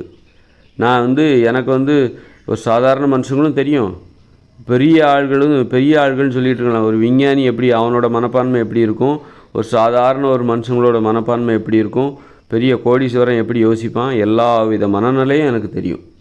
அதனால் நான் ஒரு பெரிய மேதாவிகளுக்கு என்னால் புரிய வைக்க முடியும், ஒரு சாமானியவர்களுக்கும் இங்குள்ள பிரச்சனைகளை என்னால் புரிய வைக்க முடியும். அதனால் இவன் ஏதோ சாதாரணமாக அப்படின்னு நினச்சிக்கிட்டு குறைச்சி இட போடாதீங்க. ஒரு மிகப்பெரிய பிரச்சனையை ரொம்ப சாதாரணமாக அவங்களுக்கு தெளிவாக புரிய வைக்க முடியும். அதனால் தொழிலில் நாம் ஒற்றுமையாக செயல்படக்கூடாது. ஒற்றுமையாக செயல்பட்டால் மனித உறவுகளில் அன்பு பாசம் இல்லாமல் போயிடும். மனித வாழ்க்கையில் ஆர்வமே இல்லாமல் போயிடும். மனுஷங்க ஒருத்தருக்கு மேலே வெறுப்பு அதிகமாகி மனுஷ இனமே அழிஞ்சு போயிடும். இப்போ அதான் நடந்துகிட்ருக்கு. இப்போ நம்ம அழிவை நோக்கி போயிட்டுருக்கோம். எல்லா அணு ஆயுதங்களையும், அணு உலைகளையும், அணு குண்டுகளையும் எல்லாம் வச்சுக்கிட்டு இருக்காங்க. அதுதான் நாட்டுக்கு பாதுகாப்புன்னு சொல்லிட்டு, ஆயுதங்கள், இவ்வளோ ஆயுதங்கள் அப்படின்னு சொல்லிட்டு இந்த மாதிரி மனித வாழ்க்கையே அழிஞ்சு போச்சு பாருங்கள். அழிஞ்சிக்கிட்டு வருது பாருங்கள். அழிஞ்சு போச்சுன்னு சொல்லக்கூடாது, அழிஞ்சிக்கிட்டே இருக்குது. ஒரு குடும்பங்கிறது அழியுது பாருங்கள். ஒரு குடும்பம் ஒற்றுமையாக இருந்தால் தான் அது குடும்பம். இன்றைக்கி படிப்பு, கல்வி, தொழில்னு பல்வேறு காரணங்களை சொல்லிக்கிட்டு எல்லோரும் தனித்தனியாக வாழ்ந்துட்டுருக்காங்க. இப்போ நான் படிக்க போகிறேன் அப்படின்னு சொல்லிட்டு பிள்ளைகள் எங்கேயோ ஒரு ஹாஸ்டலில் வாழ்ந்துட்டுருக்காங்க. அப்பா பிழைக்க போகிறேன், நான் சம்பாதிக்க போகிறேன்னு சொல்லிட்டு அவர் வெளிநாட்டுக்கு போயிட்டார். அம்மா நான் வீட்டிலே உட்காந்துக்கிறேன்னு சொல்லி வீட்டிலே உட்காந்துக்கிட்டு இருக்காங்க. இப்படி எல்லாமே வந்து பிள்ளைகள் 4வது திசை போயிட்டாங்க. வீட்டில் அப்பா வந்து பணத்தை சம்பாதிக்கிறதுக்கு அங்கே போயிட்டார். அப்புறம் அம்மா ஏதாவது அவங்க இங்கே ஒரு வேறு இடத்துல வேலை பார்த்துட்ருக்காங்க. இப்படி எல்லாம் குடும்பமே வந்து செதஞ்சு போச்சு. எல்லாம் அந்த தொழில் நடைமுறை தான் காரணம். தொழிலில் நம்ம ஒன்றுபட்டு உழைச்சி ஒரு வளர்ச்சி அடைந்து வளர்ச்சின்னு நினச்சிக்கிட்டு ஒரு முன்னேற்றத்தை நாம் இதெல்லாம் ஒரு முன்னேற்றம் கிடையாது, இதெல்லாம் பின்னேற்றம். இது வந்து முன்னேற்றமே கிடையாது. மனித வாழ்வில் ஏற்பட்ட ஒரு பின்னேற்றம். அந்த பின்னேற்றத்தை பாருங்கள். இது பின்னேற்றம் என்பதை கண்டுபிடிப்பதற்கே ஒரு நுட்பமான பின்னேற்றம். பார்க்குறதுக்கு அழகாக இருக்குது, ஆனால் இந்த உலகம் என்பது வாழ்வதற்கு தகுதியானதாக இல்லை, வாழ்வதற்கு ஏற்றதாக இருக்க வேண்டும். அதனால் பார்க்குறதுக்கு அழகாக இருந்தால் மட்டும் போதாது, பழகுவதற்கும் வாழ்வதற்கும் எளிதாக இருக்க வேண்டும். இந்த உலகம் பார்க்குறதுக்கு பிரம்மாண்டமாக இருக்குது, ஓ அப்படின்னு, அது முக்கியம் கிடையாது. அது எனக்கு பாதுகாப்பாக இருக்கா, வாழ்வதற்கு இங்கே வாய்ப்பு இருக்கா? இல்லைங்க, இங்கே சாகிறதுக்கு தான் நிறைய வாய்ப்பு இருக்குது. இங்கே வந்து சாகிறதுக்கு தான் நிறைய வாய்ப்பு இருக்குது, வாழ்வதற்கு வாய்ப்பு ரொம்ப கம்மி. எல்லா இடத்துலையும் உங்களுக்கு காத்திருக்காங்க, உங்களை வந்து சாகடிப்பதற்கு தான் இங்கே நிறைய பேர் காத்திருக்காங்க. விபத்துகள் உங்களுக்கு காத்திருக்கு, அதிலேருந்து நீங்கள் தப்பிச்சு எப்படி உயிர் வாழ்கிறீங்க? நோய்கள் உங்களை சுற்றி எப்போவும் காத்திருக்கு, அதுலேருந்து நீங்கள் தப்பிச்சு எப்படி போகிறீங்க? எப்படி நீங்கள் உங்கள் வாழ்க்கையை கடந்து போகிறீங்க? அந்த மாதிரி சாவதற்கு தான் இங்கு நிறைய வாய்ப்புகள் இருக்குது தவிர வாழ்வதற்கு இங்கு வாய்ப்புகள் ரொம்ப குறைவாக இருக்குது. அது வேறு வரைக்கும் அணு ஆயுதங்கள் அதெல்லாம் உருவாக்கி வச்சுருக்காங்க, அணு உலைகள் உருவாக்கி வச்சுருக்காங்க. ஏதாவது விபத்து நடந்துச்சுன்னா என்னாகும்? விபத்து நடந்து வெடிச்சிச்சுன்னா, அணு உலைகள் வெடிச்சிச்சுன்னா என்னாகும்? இன்றைக்கி எடுக்கிற அணு உலைகள்லாம் ரொம்பவும் சக்தி வாய்ந்த அணு உலைகள். ஒரு செர்னோபில் அணு உலை வெடித்தப்போ அந்த அணு உலையெல்லாம் வந்து அது வந்து ஒரு 40-50 வருஷத்துக்கு முன்னாடி உள்ள அணு உலைன்னு நினைக்கிறேன். அது வந்து அந்த அளவுக்கு தொழில்நுட்பம் முன்னேற்றம் அடையாத காலத்தில் அதுவே வந்து பார்த்திங்கன்னா அதுலேயே வந்து 1 லட்சம் பேர் செத்து போயிட்டாங்க. இன்றைக்கி வந்து மக்கள் தொகை வேறு அதிகமாக போச்சு. 50 வருஷத்துக்கு முன்னாடி மக்கள் தொகை ரொம்ப கம்மி. 50 வருஷத்துக்கு முன்னாடி 30 வருஷத்துக்கு முன்னாடி மக்கள் தொகை கம்மி. இப்போ மக்கள் தொகை பல மடங்கு அதிகமாகி போச்சு. இன்றைக்கெல்லாம் வந்து ஒரு அணு உலை வெடிச்சதுன்னா சக்தி வாய்ந்த அணு உலையாக இப்போ செயல்பட்டுருக்கு. இதெல்லாம் அணு உலை வெடிச்சதுன்னா என்ன ஆகும்னு நினச்சி பாருங்கள். அதனால் பல லட்சம் பேர் செத்து போயிடுவாங்க, பல லட்சம் பேர் செத்துருவாங்க. அவ்வளோதான். அந்த பகுதியில் வந்து மீட்பு பணிக்கே யாரும் போக மாட்டாங்க. அந்த மீட்பு பணியெல்லாம் வந்து துணிஞ்சு போய் மீட்பு பணியே செய்ய மாட்டாங்க. போனவங்க போனாலே செத்தாங்க. மீட்பு பணிக்கெல்லாம் அந்த ஏரியாவுக்குள்ளே போனாங்கனாலே கதிர்வீச்சு அபாயத்தினால அந்த உடம்பெல்லாம் வெந்து போயிடும். கதிர்வீச்சுங்கிறது எப்படி, அது நமக்கு தெரியாது. நெருப்புன்னா நம்ம கண்ணுக்கு தெரியும். நெருப்புன்னா நம்ம கண்ணுக்கு தெரியும். அது நம்ம உடம்புல எரியும் போது நம்ம கண்ணுக்கு தெரியும். உடம்பு தீ பிடிச்சி எரியுதுன்னா நம்ம கண்களுக்கு தெரியும். ஆனால் அந்த கதிர்வீச்சு பாருங்கள், நம்ம கண்களுக்கு தெரியாது. கதிர்வீச்சு, இந்த அணு கதிர்வீச்சு நம்ம கண்களுக்கு தெரியாது, ஆனால் உடம்பு ஃபுல்லாக பாயும். தோட்டாக்கள்னு சொல்கிறாங்க, அந்த கதிர்வீச்சை தோட்டான்னு சொல்கிறாங்க. உடம்பு ஃபுல்லாக பாஞ்சு உடம்பு வெந்து போயிடும். ஆனால் எப்படி இந்த உடம்பு வெந்து போச்சுன்னு தெரியாது. கண்ணுக்கு தெரியாத அந்த கதிர்வீச்சு நம்ம உடம்பையே வேக வச்சிருது. எப்போ நெருப்புன்னா நம்ம கண்ணுக்கு தெரியும்பா. ஆனால் பாருங்கள், இந்த கதிர்வீச்சு பாருங்கள், உடம்பு முழுக்க போச்சுன்னா வெந்து போயிடும். அப்படி வெந்துக்கிட்டே இருக்கும். ஃபஸ்ட்டு கொஞ்சமாக வேகும். அதாவது நெருப்பு வச்சா ஃபஸ்ட்டு சூடு அதிகமாக வெந்துக்கிட்டே இருக்கா, நெருப்பை எடுத்தால் தான் வேகிறது குறையும்.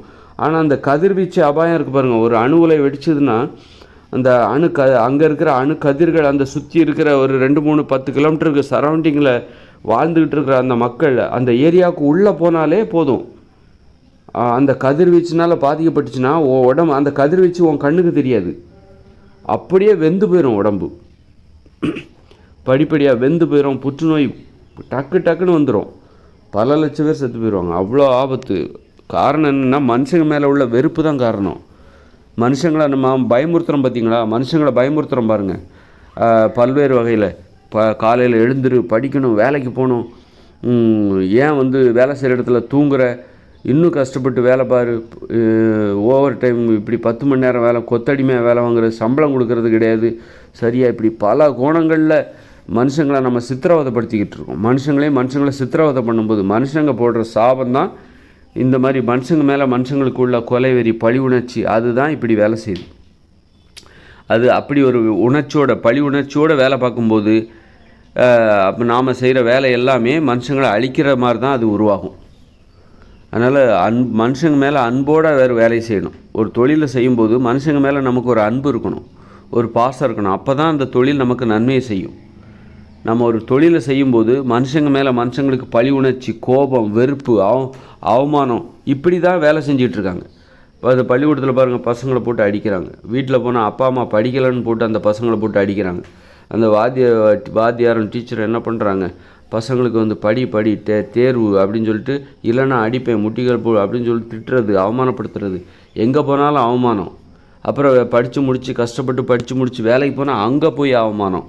மேலதிகாரிகள்லாம் வேலை வாங்குற, அது செய் இதை செய், இல்லைன்னா இவர் தான் நல்ல வேலை செய்கிறார், நீ நல்ல வேலை செய்யலை, ஒருத்தர் ஒப்பிட்டு வந்து ஒருத்தர் அவமானப்படுத்துறது. இப்படியெல்லாம் பார்க்கும்போது இந்த மனுஷங்க மேலேயே மனுஷங்களுக்கு வெறுப்பு வந்துடுது.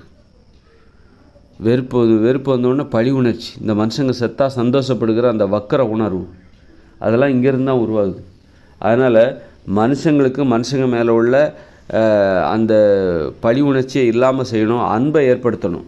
மனுஷங்க நல்லவங்க, மனுஷங்க ரொம்ப அன்பானவங்க அப்படிங்கிற எண்ணத்தை ஏற்படுத்தணும். அதுக்கு நாம் என்ன பண்ணணும்னா, தொழிலில் நீ ஒற்றுமையாக வேலை பார்க்கக்கூடாது, ஒருத்தர் வேலை வாங்கக்கூடாது, நீ இன்னொருத்தர் கீழேருந்து வேலை செய்யக்கூடாது, நீ யாரையும் வேலை வாங்கக்கூடாது.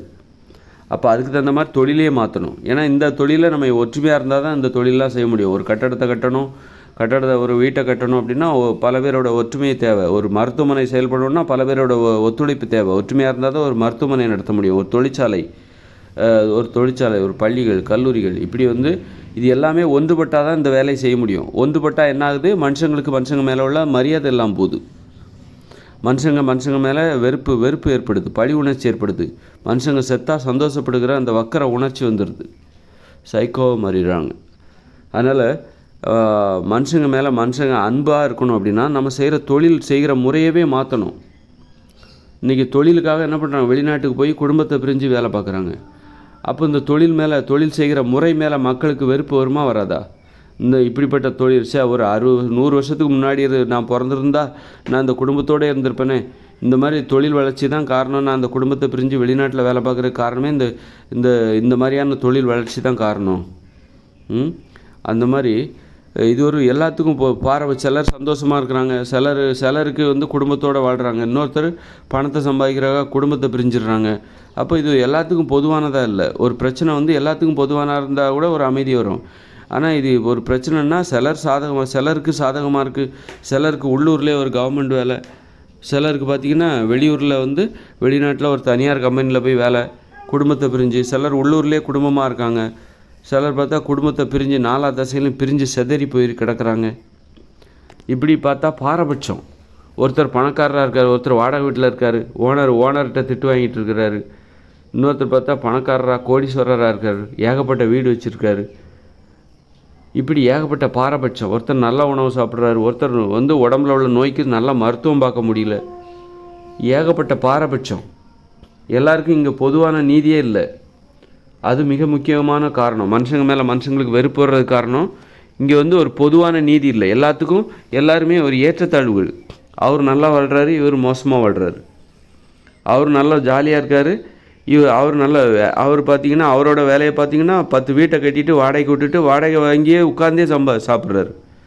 இவர் பார்த்தாருன்னா ஓவர் டைம் பார்த்து ஒரு 3000 ரூபா சம்பளத்துக்காக ஓவர் டைம்லாம் பார்த்தா தான் ஒரு 5000 ரூபா சம்பாதிக்க முடியும். இந்த சில பெண்களை பார்த்திங்கன்னா அப்படி கஷ்டப்படுறாங்க. இன்னொருத்தர் பார்த்திங்கன்னா 10 வீட்டை கட்டி விட்டுட்டு அப்படி ஜாலியாக டிவி பார்த்துட்டு மாதம் 1ஆம் தேதி ஆனால் வாடகை வாங்கிட்டு ஜாலியாக வாழ்கிறாரு. இன்னொருத்தர் பார்த்திங்கன்னா அவர் அப்பா சம்பாதிச்ச பணத்தை பேங்கில் போட்டு வட்டியை வாங்கி ஊர் சுற்றிக்கிட்டு இருக்கிறாரு. பல பேர் கஷ்டப்படுறாங்க, சில பேர் சந்தோஷமாக இருக்காங்க, சொகுசாக இருக்காங்க, ஒரு வேலையும் செய்கிறது கிடையாது. அப்போ இதையெல்லாம் பார்க்கும்போது கோபம் வரதுமா வராதா, எரிச்சல் வருமா வராதா, ஒரு வைத்தறிச்சலாக இருக்குமா தெரியாது. குறுகிய உணர்ச்சிகளை உற்பத்தி பண்ணிடும். இந்த மாதிரி வேறுபாடுகள் இருக்குல்ல, நமக்குள்ளே இருக்கிற குறுகிய மனப்பான்மை, ஒரு வைத்தறிச்சல், பொறாமை. என்னடா நாம் இப்படி கஷ்டப்படுறோம், ஒரு வேலை செய்கிறக்க காலங்காத்தால் 4 மணிக்கெலாம் எழுந்திரிச்சு 100 கிலோமீட்டர் அங்கிட்டு இருக்கிற ஒரு சென்னைக்கு விழுப்புரத்துலேருந்து அரக்கோணத்துலேருந்து ஆவடியிலேருந்து புறப்பட்டு போக வேண்டியது இருக்குது. டிராஃபிக்கெல்லாம் கடந்து செத்து சுண்ணாம்பாக வேண்டியிருக்கு. தினம் ஒரு 100 ரூபா 500 ரூபா சம்பாதிக்கிறாங்க. இவ்வளோ கஷ்டப்படும் போது இங்கே ஒருத்தர் என்னடான்னா ஒரு பேங்கில் 1 கோடி ரூபா பணத்தை போட்டுட்டு மாதந்தோறும் 50,000 வட்டி வாங்கிட்டு ஜாலியாக இருக்கார். இன்னொருத்தர் என்னடனா 10 வீட்டை கட்டி விட்டுட்டு 10 கடைகளை கட்டி விட்டுட்டு வாடகைக்கு விட்டுட்டு அதில் உள்ள வாடகைகளை மாதம் வாங்கிக்கிட்டு ஜாலியாக இருக்கார். வீட்டில் படுத்துக்கிட்டு ஜாலியாக டிவி பார்த்துக்கிட்டு ஒருத்தர் பல பேர் ஜாலியாக இருக்கிறாங்க. இன்னொருத்தர் என்னடான்னா பெரிய கடை ஹோட்டலையும் தொழிற்சாலையும் கட்டி விட்டு அந்த பொறுப்பை மற்றவங்கள்ட்ட உட்காந்துக்கிட்டு அந்த வட்டி எவ்வளோ வந்துச்சு, லாபம் எவ்வளோ வந்துச்சு. அப்போ தொழிலாளர்களுக்கு லாபத்தை கொடுக்கறது கிடையாது, லாபத்தில் பங்கு. 1000 தொழிலாளர் ஒரு தொழிற்சாலையில் 1000 பேர் வேலை பார்க்குறாங்க. அந்த 1000 பேர் ஒன்றா சேர்ந்து உழைச்சி ஒரு லாபத்தை கொடுக்குறாங்க. இவர் முதலாளி மட்டும் அந்த லாபத்தை தூக்கிட்டு போயிடுறாரு. முதலாளிக்கு சம்பளமும் உண்டு, லாபம் எல்லாத்தையும் லாபம் அவர் தான் கூப்பிட்டு போகுது. அந்த லாபம் என்ன, முதலாளி நீ மட்டுமா உழைச்சி சம்பாதிச்சு? 1000 பேர் சேர்ந்து தானே அந்த தொழிற்சாலையில் ஒரு லாபம் வந்துச்சு. அப்போ லாபத்தை மட்டும் நீ மட்டும் எடுத்துகிட்டு போகிற, எவ்வளோ பெரிய திருட்டுத்தனம். அப்போ இந்த மனுஷங்க மேலே மனுஷங்களுக்கு கோபம் வருமா வராதா, பழி உணர்ச்சி வருமா வராதா, கொலை உணர்ச்சி வருமா வராதா, அந்த மனுஷங்க சத்தா சந்தோஷப்படுகிற அந்த மனப்பான்மை வருமா வராதா? மனுஷங்க ஏமாற்றிக்கிட்டு இருக்காங்க, மனுஷங்களே ஏமாற்றிக்கிட்டு இருக்காங்க. அப்போ இந்த மனுஷங்களுக்கு மனுஷங்க மேலே கோபம் வருமா வராதா? நியாயம்தானே அது? அப்புறம் பார்த்திங்கன்னா படிக்கிறதுக்கு எல்லாத்தையும் காசு கொடுத்து படிக்கணும், காசு கொடுத்து மருத்துவம் பார்க்கணும், ஏகப்பட்ட லட்சக்கணக்கான செலவு பண்ணி இந்த கல்யாணத்தெல்லாம் நடத்தணும், கல்யாண நிகழ்ச்சிகளை நடத்தணும். அப்புறம் அப்போ எவ்வளோ சுமைகளை ஏற்றி வைக்கிறாங்க பாருங்கள். அப்புறம் ஒரு பிரச்சனைன்னு போனால் கோர்ட்டுக்கு போனால் அவங்க வேறு ஆயிரக்கணக்கில் ஃபீஸ் கேட்குறாங்க, லட்சக்கணக்கில் ஃபீஸ் கேட்குறாங்க. 10 குறைக்கு இந்த பொம்பளைங்கள்லாம் பார்த்திங்கன்னா விவாகரத்துன்னு வந்துட்டாக்கா ஜீவனாம்சம்னு சொல்லிவிட்டு ஆம்பளைங்கிட்டேருந்து கறக்குறாங்க. ஜீவனாம்சம் சொத்தில் பங்கு கொடு, ₹1,00,000 இழப்பீடா எனக்கு கொடு அப்படின்னு சொல்லிட்டு சொகுசாக வாழ்கிறதுக்கு வேறு ஒரு குரூப்பு. இவ்வளோ பிரச்சனைகளுக்கு இடையில் பெண்கள் ரொம்ப பாதுகாப்பாக யோசிக்கிறாங்க. ஆண்கள் மேலே எல்லா சுமைகளையும் இறக்கி வச்சுட்டு தப்பிச்சிடலான்னு பார்க்குறாங்க ஒரு குரூப்பு. நான் வீட்டிலே உட்காந்துக்கிறேன், நீ வெளியே போய் வேலை பாரு அப்படிங்கிறாங்க. மருத்துவத்துக்கு காசு கொடுத்து மருத்துவம் பார்க்கணும், இப்படி ஏகப்பட்ட சுமைகள். அப்போ வெறுப்பு வருமா வராதா? நல்ல சாப்பாடு சாப்பிட முடியல, உடம்புல ஒரு நோய் வந்துச்சுன்னா அதுக்கு ஒரு மருத்துவத்தை பார்க்க முடியல, தெரியுது. அங்கே போனால் அந்த நோய் குணமாயிடும்னு தெரியுது. நம்ம உடம்புல ஒரு நோய் இருக்குது, அந்த மருத்துவத்தை போனால் பல பேர் சொல்கிறாங்க இங்கே வாங்க நாங்கள் குணப்படுத்திடுறோம். பார்த்தா நம்புகிற மாதிரி தான் இருக்குது. ஆனால் பணம் இல்லையே, கையில் பணம் இல்லையே, அந்த மருத்துவம் பார்க்குறதுக்கு பணம் இல்லையே. அப்போ இந்த மனுஷங்க இதுக்கெல்லாம் என்ன காரணம்? இப்படிப்பட்ட நோய்கள் வர வைக்கிறாங்க. ஆனால் அந்த நோய்களை குணப்படுத்துறதுக்கு பணம் இல்லாமல் செய்கிறாங்க. அப்போ இந்த மனுஷங்க மேலே கோபம் வருமா வராதா? சாபம் விட மாட்டாங்களா? மனுஷங்களுக்கு செய்கிற துன்பம் சாதாரணமானது கிடையாது. மறைமுகமாக மனுஷங்க சாகடிச்சுக்கிட்டு இருக்காங்க. இது ஒரு போர். ஒரு 100 வருஷத்துக்கு முன்னாடி நேரடியாக சண்டை போட்டுக்கிட்டு இருந்தாங்க. 2ஆம் உலகப் போர், முதல் உலகப் போர், அதுக்கு முன்னாடி சிற்றரசர்கள் மன்னர்கள்னு சொல்லிட்டு நேரடியாக ஒருத்தர் வெட்டிக்கிட்டு குத்திக்கிட்டு செத்துக்கிட்டு இருந்தாங்க. இன்றைக்கி போரிடுவதை நிறுத்திட்டாங்க. ஆனால் அந்த மனுஷங்க மேலே இருக்கிற அந்த கொலை உணர்ச்சி, அந்த போர் உணர்ச்சி, அந்த போர்க்குணம்ங்கிறது இன்னும் இருக்குது. என்னென்னா மறைமுகமாக ஒருத்தர் சாகடிக்கிறாங்க, மறைமுகமாக சித்திரவதை பண்ணிகிட்டு இருக்காங்க. மனுஷங்க ஒருத்தர் மறைமுகமாக சித்திரவதை பண்ணிகிட்டு இருக்காங்க. அதனால் மனுஷங்க மறைமுகமாக சாபம் விட்டுட்ருக்காங்க, வெளிப்படையாக சாபம் விடுறது கிடையாது. இப்போ அன்னைய காலத்தில் நேரடியாக சண்டை போட்டால் நேரடியாக ஒருத்தர் குத்திக்கிட்டு சாகும்போது நீ நாசமாக போவ அப்படின்னு நேரடியாக சாபம் விட்டாங்க. இன்றைக்கி மறைமுகமாக சித்திரவதை பண்ணுறாங்க, மறைமுகமாக சாகடிச்சிட்டு இருக்காங்க. மறைமுகமாக மக்களை வாழ விடாமல் சாக விடாமல் சித்திரவதை பண்ணும்போது மக்களும் என்ன பண்ணுறாங்க? மறைமுகமாக சாபம் விடுறாங்க. சாபம் விடுறது நமக்கே தெரில. நமக்கு இந்த வெறுப்பான எண்ணங்கள், இந்த மனுஷங்களை பற்றின வெறுப்பான எண்ணங்கள் அது இங்கே பரவுது. அப்படி அந்த சாபந்தான் இங்கே வேலை செய்யுது. அதனால் அதுக்கு எல்லாமே காரணம் என்னது? இந்த தொழிலை ஒற்றுமையாக செய்கிறோம் பாருங்கள், ஒன்றாக செய்கிறோம். அதுதான் இந்த இயந்திர அறிவியல் உலக வளர்ச்சிக்கு நம்ம ஒற்றுமையாக தொழில் செய்கிறது தான் காரணம். அதனால தான் இவ்வளோ வளர்ச்சி. இது வளர்ச்சி கிடையாது, இது அழிவோட வளர்ச்சி. அழிவுக்குன்னு ஒரு வளர்ச்சி இருக்குது. எவ்வளோ தூரம் எத்தனை பேர் இன்றைக்கி செத்துருக்காங்க? இன்றைக்கி 10 பேர் செத்தாங்க. இந்த போர்னால் 10 பேர் செத்தாங்க. நாளைக்கு கண்டிப்பாக 100 பேர் சாகுறாங்க. அடுத்த நாள் கண்டிப்பாக இன்னொரு 200 பேர் சாகுறாங்க. இது வளர்ச்சி, சாவில் ஏற்படுகிற வளர்ச்சி. அதே மாதிரி தான் இந்த இயந்திர அறிவியல் உலக வளர்ச்சி என்பது அழிவில் ஏற்படுகிற வளர்ச்சி. அழிவுக்கு ஏற்படுகிற அழிவில் ஏற்படுகிற வளர்ச்சி. அழிவில் ஒரு முன்னேற்றம் இருக்குல்ல, அதுதான் இந்த முன்னேற்றம். இயந்திர அறிவியல் உலகம் என்பது அழிவில் ஏற்படுகிற முன்னேற்றம். மனுஷங்க அழிகிறாங்கல்ல, அழிஞ்சிக்கிட்டே இருக்காங்க, அதில் ஒரு முன்னேற்றம். அதுதான் இந்த இயந்திர அறிவியல் உலக முன்னேற்றம். அதனால் இயந்திர அறிவியல் உலக முன்னேற்றங்கிறது ஆக்கப்பூர்வமான முன்னேற்றம் கிடையாது, அழிவுபூர்வமான முன்னேற்றம். அழிவதில் ஏற்படுகிற முன்னேற்றம், மனுஷங்க அழிஞ்சு போகிறதுல ஏற்படுகிற முன்னேற்றம் என்பதை தெளிவாக புரிஞ்சுக்கோங்க. அதுதான் சரியான புரிதல். அப்போ தான் இந்த இயந்திர அறிவியல் உலகம் பார்க்கும்போது நீங்கள் சரியாக புரிஞ்சுக்கணும். அதனால் இந்த இயந்திர அறிவியல் உலக முன்னேற்றம் என்பது அழிவதில் ஏற்படுகிற முன்னேற்றம். முன்னாடி வேறு மாதிரி முன்னேறிக்கிட்டு இருந்தோம், நிறைய பேர் செத்துக்கிட்டு இருந்தாங்க. இப்போ வேறு மாதிரி செத்துக்கிட்டு இருக்காங்க. இப்போ 100 வருஷத்துக்கு முன்னாடி நேரடியாக ஒருத்தர் சுட்டுக்கிட்டு செத்துக்கிட்டு போருங்கிற பேரில் வெட்டிக்கிட்டு குத்திக்கிட்டு வேறு மாதிரி செத்துக்கிட்டு இருந்தாங்க. இப்போ வேறு மாதிரி செத்துக்கிட்டு இருக்காங்க. இப்போ மறைமுகமாக செத்துக்கிட்டு இருக்காங்க, ரகசியமாக செத்துக்கிட்டு இருக்காங்க. இன்றைக்கி யாரும் நேரடியாக ஒருத்தர் வெட்டிக்கிட்டு சுட்டுக்கிட்டு சாக வேண்டிய அவசியம் இல்லை. இப்போல்லாம் பார்த்திங்கன்னா மறைமுகமாக செத்துக்கிட்டு இருக்காங்க. மறைமுகமாக இந்த மாதிரி சித்திரவதை பண்ணி, ஆக்சிடென்ட் மூலமாக, நோய்கள் மூலமாக, எல்லாத்துக்கும் காரணம் மனுஷங்க தான் காரணம். மனுஷங்களுக்கு அன்னைக்கு போரிட்டாங்கல்ல, போரிடும்போது ஒருத்தர் கொல்லணும் குத்தணும், அதே எண்ணம் தான்.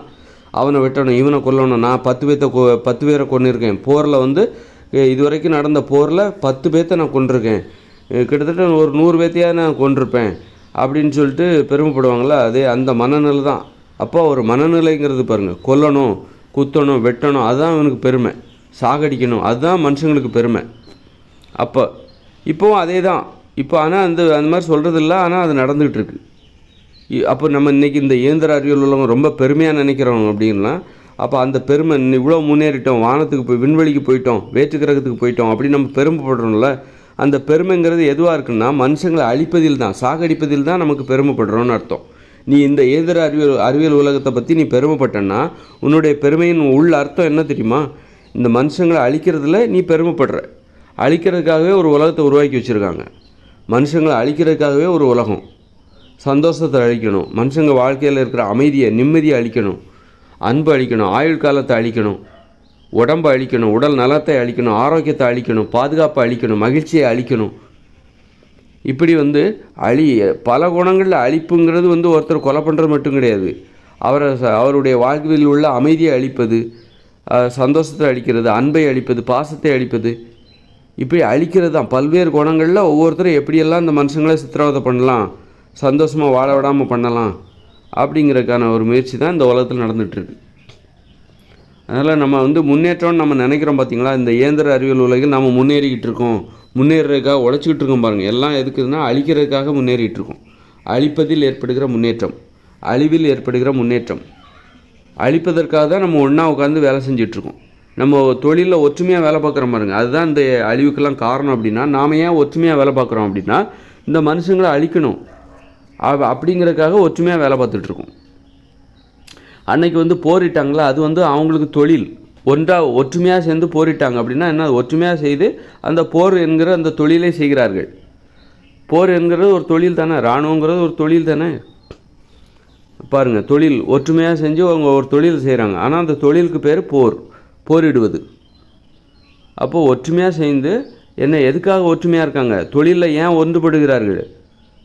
எந்த ஒரு தொழிலாக இருந்தாலும் சரி, அவர்கள் ஏன் ஒற்றுமையாக உழைக்கிறாங்க அப்படின்னா இந்த மனுஷங்களை அழிக்கிறதுக்காக தான் ஒற்றுமையாக உழைத்து கொண்டிருக்கிறார். மனுஷங்க எல்லாருமே இந்த எல்லா தொழிலையுமே ஒற்றுமையாக உழைச்சிட்ருக்காங்க. இந்த மனுஷங்களை அழிக்கிறதுக்காக தான் ஒற்றுமையாக உழைச்சிக்கிட்டு இருக்காங்க. தொழிலில் ஒன்றுபட்டால் என்ன ஆகும் அப்படின்னா அழிவு தான் ஏற்படும். அதுதான் நம்ம இதிலேருந்து கிடைக்கிற ஒரு கருப்பொருள்னு சொல்லுவோம்ல, நாம் புரிஞ்சுக்கிறது. இதுதான் கருத்து, அதான் கருத்துன்னு சொல்கிறாங்க பாருங்கள். கருத்துன்னா இப்போ நான் என்ன சொல்கிறேன், ஒரு கருத்து சொல்கிறேன். என்ன கருத்துன்னா, தொழிலில் நீ ஒற்றுமையாக வேலை பார்த்தியா அழிவு தான் வரும், அதுதான் கருத்து. பாருங்கள், இதில் இவ்வளோ அனுபவங்களிலிருந்து இந்த கருத்தை நம்ம எடுக்கிறோம். தொழிலில் நீ ஒற்றுமையாக வேலை பார்த்தன்னா அழிவு வரும். நீ குடும்பத்தில் தனித்தனியாக உட்கார்ந்தாலும் அழிவு. அது குடும்பத்தில் ஒன்றா தனித்தனியாக உட்கார வச்சிரும், இந்த வாழ்க்கையவே அழிச்சிரும், மனுஷங்களே அழிச்சிரும். அதனால் தொழிலை நீ தனித்தனியாக பண்ணணும். அப்படின்னா தொழிலையே மாற்றணும். ஏன்னா நம்ம ஒற்றுமையாக பார்த்து தான் இப்படிப்பட்ட தொழில்களை உருவாக்கி வச்சுருக்கோம். இதெல்லாம் ஒற்றுமையாக இருந்ததுனால உருவான தொழில்கள், அழிப்பதற்கான தொழில்கள். அப்போ வந்து தொழிலே மாற்றணும். அந்த தொழில் எது? தனியாக பண்ணணும்னா அந்த தொழில் எளிதாகவும் இருக்கணும், பிறருடைய உதவி நமக்கு தேவைப்படாமல் இருக்கணும், எளிதான தொழிலாக இருக்கணும், தனியாக செய்ய முடிகிற ஒரு தொழிலாக இருக்கணும், எல்லா வயசினரும் செய்யக்கூடிய ஒரு தொழிலாக இருக்கணும். 8 வயசு பையன் கூட செய்யணும், 8 வயசு பொண்ணு கூட அந்த தொழிலை செய்யணும், ஒரு 100 வயசு ஆயா பாட்டி கூட அந்த தொழிலை செய்யணும், தாத்தா பாட்டி கூட அந்த தொழிலை செய்யணும். அந்த அளவுக்கு அது எளிதான தொழிலாக இருக்கணும். அது ஒன்று பார்த்த உடனே கற்றுக்கிற தொழிலாக இருக்கணும். இப்போ தொழிலை கற்றுக்கிறக்காக நம்ம என்ன பண்ணுறோம், பள்ளிக்கூடத்தில் எல்கேஜி முதற்கொண்டு காலேஜ் வரைக்கும் படிச்சுட்டு அதுக்கப்புறம் வேறு தொழிற்சாலை போய் அப்ரெண்டிஸாக ஒர்க் பண்ணி அப்போ உதவியாளராக ஒர்க் பண்ணி அதுக்கப்புறம் தான் ஒரு தொழிலே நம்ம கற்றுக்குறோம். ஒரு தொழிலை கற்றுக்கிறதுக்கு 20 வருஷம் தேவைப்படுது. ஆசிரியர்கள் பேராசிரியர்கள்லாம் நமக்கு பாடம் போட்டு தேர்வு வச்சு கற்பித்து நம்மளை வந்து தேர்ச்சி அடைகிறதுக்காக போராடுறாங்க. அவ்வளோ கடினமான தொழிலாக இருக்குது. அப்போது தொழிலை எளிதாக அதனால் அப்போ இன்றைக்கி நம்ம இந்த இயந்திர அறிவியல் உலகில் ஒரு தொழிலை செய்யணும்னா பல பேரோட உதவி நமக்கு தேவை, ஆசிரியர்களோட உதவி தேவை. புத்தகத்தை அச்சிடணும், அப்புறம் அந்த புத்தகத்தை எழுதுறதுக்கு ஒரு எழுத்தாளர், அதை கற்பிக்கணும், அதுக்கு ஒரு பள்ளிக்கூடம், இப்படி பல பேரோட அதுக்கு ஒரு டியூஷன் சந்தேகம் கேட்கணும். இப்படி தான் ஒரு தொழிலுக்கு நம்ம இன்றைக்கி செய்கிற தொழிலை செய்கிறதுக்கு நமக்கு இவ்வளோ முயற்சி தேவை, இவ்வளோ உழைப்பு தேவை, பிறருடைய உதவி தேவை. பிறருடைய உதவி இல்லாமலே ஒரு தொழில் எளிதாக இருக்கணும், பார்த்த உடனே கற்றுக்கணும். இப்படியெல்லாம் 8 வயசுலேயே கற்றுக்கணும், 8 வயசுக்குள்ளேயே கற்றுக்கணும். சின்ன வயசுலேயே செய்ய ஆரம்பிச்சிரு. நீ நடக்க ஆரம்பிச்சிட்டியா, நீ தொழிலையும் செய்ய ஆரம்பிச்சிரு. நீ நடக்க ஆரம்பிச்சிட்டியா, 1 வயசுலேயே அம்மா அப்பாவுக்கு உதவி செய், அந்த தோட்டத்தில் போய் தொழிலை செய்ய ஆரம்பிச்சிரு. அந்த மாதிரி எளிதாக இருக்கணும். ஒரு 100 வயசுலேயும் செய்ய ஆரம்பிக்கணும். அதாவது என்னால் நடக்க முடிகிற வரைக்கும் நான் அந்த தொழிலை செய்யணும். அப்போ தான் நான் மரியாதையோடு வாழ முடியும். முதுமையிலையும் நான் என்னுடைய தொழிலை செய்ய முடியணும். அந்த அளவுக்கு எளிதாக இருக்கணும். அப்போ தான் முதுமையில் நான் யாருக்கும் அடிமையாக மாட்டேன், முதுமையில் நான் யாருக்கும் சுமையாக மாட்டேன். முதுமை என்பது சுமையாக ஆவதற்கு ஏன் காரணம்னா, முதியவர்களால் இப்போ இருக்கிற தொழிலை செய்ய முடியல. இந்த இயந்திர அறிவியல் உலகில் உள்ள தொழில்களை முதியவர்களால் செய்ய முடியலை. அதனால அவங்க ஓய்வு எடுத்துடுறாங்க, என்னால் முடியாதுன்னு உட்காந்துடுறாங்க, அவங்களே அனுப்பிச்சிடுறாங்க. இதுக்கப்புறம்லாம் இந்த வேலையை உங்களால் செய்ய முடியாது, 58-60 வயசில் அனுப்பிச்சிடுறாங்க. இந்த வேலைலாம் உங்களுக்கு இனிமேலாம் செய்ய முடியாது, உங்கள் உடம்பு தாங்க, போயிடுங்க அப்படின்னு சொல்லி வீட்டில் போய் உட்காருங்க அப்படின்னு அனுப்பிச்சிடுறாங்க. நீங்கள் தகுதி இல்லாதவர் அப்படின்னா அனுப்பிச்சிடுறாங்க. அப்போ முதுமை பருவம் என்பது நமக்கு சுமையாக மாறிவிடுகிறது. அப்போ முதுமையை பற்றின பயம் அதனால தான் வருது. முதுமையை பற்றின பயம், மரணத்தை பற்றின பயம், நோயை பற்றின பயம், இதெல்லாம் இப்படி தான் உருவாகுது. நோயை பற்றின பயம் இதெல்லாம் இப்படி தான் உருவாகுது. அப்படிங்கும்போது அப்போது முதுமை என்பது நமக்கு சுமையாக இருக்கக்கூடாது. இன்றைக்கி பெண்கள் சுமையாக மாறுறதுக்கு என்ன காரணம்? இந்த தொழில் தான் காரணம். இன்றைக்கி பெண்கள் வேலைக்கு போகிறது கிடையாது, இப்போ பெரும்பாலானவர் வேலைக்கு போகிறது கிடையாது. உங்கள் தெருவில் நீங்கள் கணக்கெடுத்து பாருங்கள், உங்கள் தெருவில் எத்தனை வீடு இருக்குது, அந்த வீட்டில் எத்தனை பேர் வெளியே வேலைக்கு போகிறாங்க, எத்தனை பேர் வேலைக்கு போகலை. கணக்கு கொடுத்து பார்த்தா பாதி வேலைக்கு போக மாட்டாங்க. காரணம் என்னென்னா, அந்த தொழில் கஷ்டமாக இருக்குது. அதனால் அப்போ பெண்களுக்கு பார்த்திங்கன்னா வேலைக்கு போக மாட்டேங்கிறாங்க. தொழில் கடினமாக இருக்குது, தொழில் செய்கிற முறை மோசமாக இருக்குது. ஆண்களும் பெண்களும் சேர்ந்து வேலை பார்க்குறாங்க, சேர்ந்துக்கிட்டு நீ அதை செய் வேலை வாங்குறது, ஆண்கள் வேலை வாங்குறது, பெண்கள் வேலை வாங்குறது, திட்டுறது, அவமானப்படுத்துறது, அப்படியே தொழில் செய்கிற முறை தப்பாக இருக்குது. அப்போ தனித்தனியாக வேலை பார்க்கணும், யாருடைய உதவி இல்லாமல் நான் ஒரு தொழிலை செய்யணும். அந்த அளவுக்கு அது எளிதாக இருக்கணும். எல்லா வயசுலேயும் நான் செய்யணும். ஆண்கள், பெண்கள், சின்ன குழந்தைங்க, வயசானவங்க எல்லாருமே அந்த தொழிலை செய்யணும். அதுக்கு தகுந்த மாதிரி அந்த தொழில் எளிதாக இருக்கணும். அப்போ அது என்ன தொழில் அப்படின்னா, அதுதான் இயற்கை விவசாயம். இயற்கை விவசாயம்னா என்னது? தானியங்களை உற்பத்தி பண்ணக்கூடாது. அரிசி, கேழ்வரகு, கம்பு, திணை, கோதுமை இதெல்லாம் உற்பத்தி பண்ணக்கூடாது. தானியங்களை சாப்பிடக்கூடாது. அது நச்சு உணவு, விஷ உணவு. அதை சாப்பிடக்கூடாது. காய்கறிகள், பழங்கள், கீரைகள், கிழங்குகள், பயிர் வகைகள், பருப்பு வகைகள், கடலைகள், தயிர், மோர், பால், தேன், இதுதான் மனித உணவுகள். இதைத்தான் நீங்கள் உற்பத்தி பண்ணணும். இதை உற்பத்தி பண்ணுறதா இருந்தால் அது ரொம்ப ஈஸி, சின்ன வயசுலேயே பண்ணிட்டு போயிடுவாங்க. ஒரு 5 வயசு பையன் கூட செய்வாங்க. 100 வயசில் கூட இதை செய்ய முடியும். பெண்கள் அனைவராலையும் இதை செய்ய முடியும். என்னால் செய்ய முடியாதுன்னு யாருமே சொல்ல முடியாது. அப்போது தனித்தே செய்ய முடியும். பிறர் உதவி இல்லாமல் ஒற்றுமையாக தான் இதை செய்யணுங்கிற அவசியம் இல்லை, தனித்தே செய்ய முடியும். அப்போ நம்ம என்ன பண்ணுறோம், 8 வயசுக்கு மேலே எல்லாத்துக்கும் 2 ஏக்கர் விளைநிலம் கொடுத்துட்றோம். 2 ஏக்கர் விளைநிலம் 8 வயசுக்கு மேலே உள்ள எல்லாத்துக்கும் நம்ம கொடுத்துட்றோம். கொடுத்து இந்த மாதிரி அதற்குன்னு ஒரு ஊரை வடிவமைக்கிறோம். ஒரு ஊர்னால் எப்படி இருக்கணும், அந்த குடியிருப்பு பகுதி, ஒரு தொழில் செய்கிற மனநிலை, தொழில் செய்யும்போது மக்களுக்கு என்ன மனநிலை ஏற்படுகிறது, ஒரு குடியிருப்பு பகுதியில் இருக்கும்போது எப்படி மனநிலை, அவங்க மனநிலை, அதனால தான் தொழில் செய்கிற பகுதியை நம்ம தனியாக பிரிக்கிறோம், குடியிருப்பு பகுதியை தனியாக பிரிக்கிறோம். தொழில் செய்கிற இடத்துக்குள்ளே போயிட்டோமா, நீங்கள் அங்கே போய் ஒருத்தர் பார்க்காதீங்க, தொடாதீங்க, பகிர்ந்து உண்ணாதீங்க, பேசாதீங்க. ஏன்னா அங்கே அன்பு பாசத்துக்கு இடமே இல்லை. தொழில் செய்கிற அந்த மனநிலைக்கு அன்பு பாசத்துக்கு இடமே இல்லை, உறவுமுறைக்கு இடமே இல்லை, காதல் அதுக்கெல்லாம் அங்கே இடமே கிடையாது. அதனால தான் ஆண்கள் பெண்கள் தனித்தனி தொழில் செய்கிற பகுதின்னே தனியாக வச்சுருக்கோம். ஒரு ஊர்னால் குடியிருப்பு பகுதி தனியாக இருக்குது, தொழில் செய்கிற பகுதி தனியாக இருக்குது. நான் வடிவமைத்த அந்த வடிவமைப்பில் நான் வடிவமைக்கிறேன்னா அது ஒரு கண்டுபிடிப்பு, யார் கண்டுபிடிச்சாலும் அப்படி தான் கண்டுபிடிப்பாங்க. அதனால் அப்போ பார்த்திங்கன்னா நான் கண்டுபிடிச்ச அந்த கண்டுபிடிப்பில் தொழில் செய்கிற பகுதி தனியாக இருக்குது, குடியிருப்பு பகுதி தனியாக இருக்குது. தொழில் செய்கிற பகுதியிலேயே 2 பிரிவுகள் இருக்குது. பெண்கள் வேலை செய்கிற பகுதி தனியாக இருக்குது, ஆண்கள் வேலை செய்கிற பகுதி தனியாக இருக்குது. அப்புறம் பார்த்திங்கன்னா அதுலேயும் பார்த்திங்கன்னா ஆண்கள் வேலை செய்கிற பகுதி தனியாக இருக்குது. ஒவ்வொரு ஆண்களும் தனித்தனியாக 2 ஏக்கர் நிலம் கொடுத்துட்றோம். நீ உன்னுடைய விளைநிலம் தனியாக இருக்குது, உனக்கு நீ தனியாகவே உழைச்சிக்கணும், எந்த வித இடையூறு இல்லாமல், யாருக்கிடையும் வேலை பார்க்காம, யாரையும் வேலை வாங்காமல் நீ தனியாக வேலை பார்த்துக்கோ. பெண்களுக்கும் ஆண்களுக்கும் அப்படி தனித்தனியாக 8 வயசுக்கு மேலே உள்ள ஒவ்வொருத்தருக்கும் 2 ஏக்கர் விளைநிலம் அப்படி நம்ம கொடுத்துட்றோம். அப்புறம் தொழில் செய்கிற உள்ள பிரச்சனை என்னென்னா, வேலை செய்கிற இடம் எங்கேயோ இருக்கும், அங்கே போயிட்டு திரும்ப வீட்டுக்கு வருவாங்க. அது தொழில் செய்கிற இடத்துல தொழில் செய்கிற முறைகளில் உள்ள மிகப்பெரிய மோசமான அணுகுமுறை. அதாவது 100 கிலோமீட்டருக்கு அங்கிட்டு வேலை பார்த்துட்டு திரும்ப வீட்டுக்கு இன்றைக்கி வந்துட்டுருக்காங்க. திரும்ப மறுநாள் காலையில் 100 கிலோமீட்டருக்கு அங்கிட்டு இருக்கிற ஒரு இடத்துக்கு போய் பஸ் மூலமாகவோ ட்ரெயின் மூலமாகவோ போயிட்டு வேலை பார்த்துட்டு திரும்ப வீட்டுக்கு வர்றாங்க. அப்போ எவ்வளோ நேரம் வீணாக போகுது பாருங்கள். தொழில் செய்கிறது ரொம்ப எளிதாக இருக்கணும். வீட்டுக்கு பின்னாடியே அந்த விளைநிலம் இருக்கணும், ஒவ்வொருத்தரோட வீட்டுக்கு பின்னாடியே விளைநிலம் இருக்கணும். இப்படி இங்கேருந்து பார்த்தா தோட்டம் தெரியணும், ஆனால் மக்கள் ஒற்றுமையாகவும் இருக்கணும். அதாவது குடியிருப்பு பகுதியில் மக்கள் எல்லோரும் ஒற்றுமையாக இருக்கணும், வீடும் பக்கத்தில் இருக்கணும். அதே நேரத்தில் ஒவ்வொருத்தருடைய நிலமும் பக்கத்தில் இருக்கணும். ஒவ்வொரு கூட்டு குடும்பத்துக்கு சொந்தமாக 32 ஏக்கர் விளைநிலம் கொடுக்குறோம். ஒரு கூட்டு குடும்பத்தில் 16 பேர் இருப்பாங்க. அந்த 16 பேர் தான் அந்த எண்ணிக்கை கூடவும் செய்யாது, குறையவும் செய்யாது. குறையலாம் ஆனால் கூடாது, குறையவும் செய்யாதுன்னு வச்சுக்கோங்க. ஏன்னா 2 குழந்தைகள் மட்டுமே பெற்றாக்கா 16 பேருக்கு மேலே ஒரு கூட்டு குடும்பத்துக்கு மேலே இருக்க மாட்டாங்க. 2 குழந்தைகள் தான் பெற்றுக்கணும், 2 குழந்தைக்கு மேலே பெற்றுக்கக்கூடாது. அது எப்படி சாத்தியம்னு சொல்லிட்டு அதை எப்படி இந்த ஆடியோ மூலமாக விளக்குறதுன்னு தெரில. நான் ஒரு புத்தகம் எழுதியிருக்கேன், அந்த புத்தகத்தில் அதை பற்றி நான் தெளிவாக விளக்கியிருக்கேன். அந்த புத்தகத்தில் அதை வாசித்து காட்டுறேன், அல்லது நான் ஆடியோ மூலமாக அதை நான் எப்படி விளக்குறதுன்னு நான் முயற்சி பண்ணுறேன்.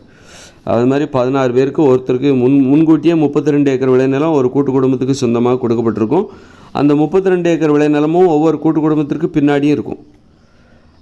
ஆக இது அந்த தொழில் செய்கிற முறையில் ரொம்ப ஈஸியாக அதை மாற்றுறோம். அதாவது வீட்டுக்கு பின்னாடியே விளைநிலம், அதுவும் இந்த உலகத்தில் இருக்கிற எல்லாருடைய வீட்டுக்கு பின்னாடியும் அவங்க விளைநிலம் இருக்குது. எவ்வளோ அற்புதமான இந்த உலகத்தில் இயந்திர அறிவியல் உலகம் நம்ம இவ்வளோ முன்னேறி இருக்கோம்னு நம்ம சொல்கிறோம். நீங்கள் வேலை பார்க்குற இடம் உங்கள் வீட்டுக்கு பக்கத்தில் இருக்கா? இல்லை. ஒருத்தருக்கு பார்த்திங்கன்னா அவங்க வீடு அவர் வேலை பார்க்குற ஆஃபீஸோ அல்லது வீடு ஏதோ ஒன்று தொழிற்சாலையோ வீட்டுக்கு பக்கத்தில் இருக்குது. இன்னொருத்தருக்கு பார்த்திங்கன்னா 10 கிலோமீட்டருக்கு அங்கிட்டு தான் இருக்குது, 100 கிலோமீட்டருக்கு அங்கிட்டு தான் இருக்குது. பாரபட்சம், இதெல்லாம் பாரபட்சம். அதனால் தொழில்னாலே வெறுப்பாக இருக்குது. லீவுன்னா அவ்வளோ சந்தோஷமாக ஏன் இருக்குதுன்னா, எங்கேயோ ரொம்ப தூரத்தில் போய் அந்த வேலை செஞ்சுட்டு வர வேண்டியிருக்கு. இன்றைக்கி காரணம் என்னென்னா, நம்ம வாகனங்கள் இருப்பதால் நமக்கு வாகனங்கள், ட்ரெயின், 2 வீலர்லாம் இருக்கிறதுனால வேலை செஞ்சுட்டு வந்துடுறோம், ஈஸியாக வீட்டுக்கு வந்துடுறோம். ஆனால் இயற்கையோடு இணைஞ்ச மனுஷ வாழ்க்கையில் 2040 இந்த இயந்திர அறிவியல் உலகம் செயலிழக்கும் போது மோட்டார் வாகனங்கள் எதுவுமே இருக்காது. இருக்கும் ஆனால் ஓடாது, துருபிடிச்சு போயிடும். அப்புறம் அப்படி இருக்கும்போது நீங்கள் எங்கே போனாலும் நடந்து தான் போவீங்க, ஓடி தான் போவீங்க. அப்படின்னா நீங்கள் வேலை செய்கிற இடத்துக்கு நடந்து தான் போகிறீங்க.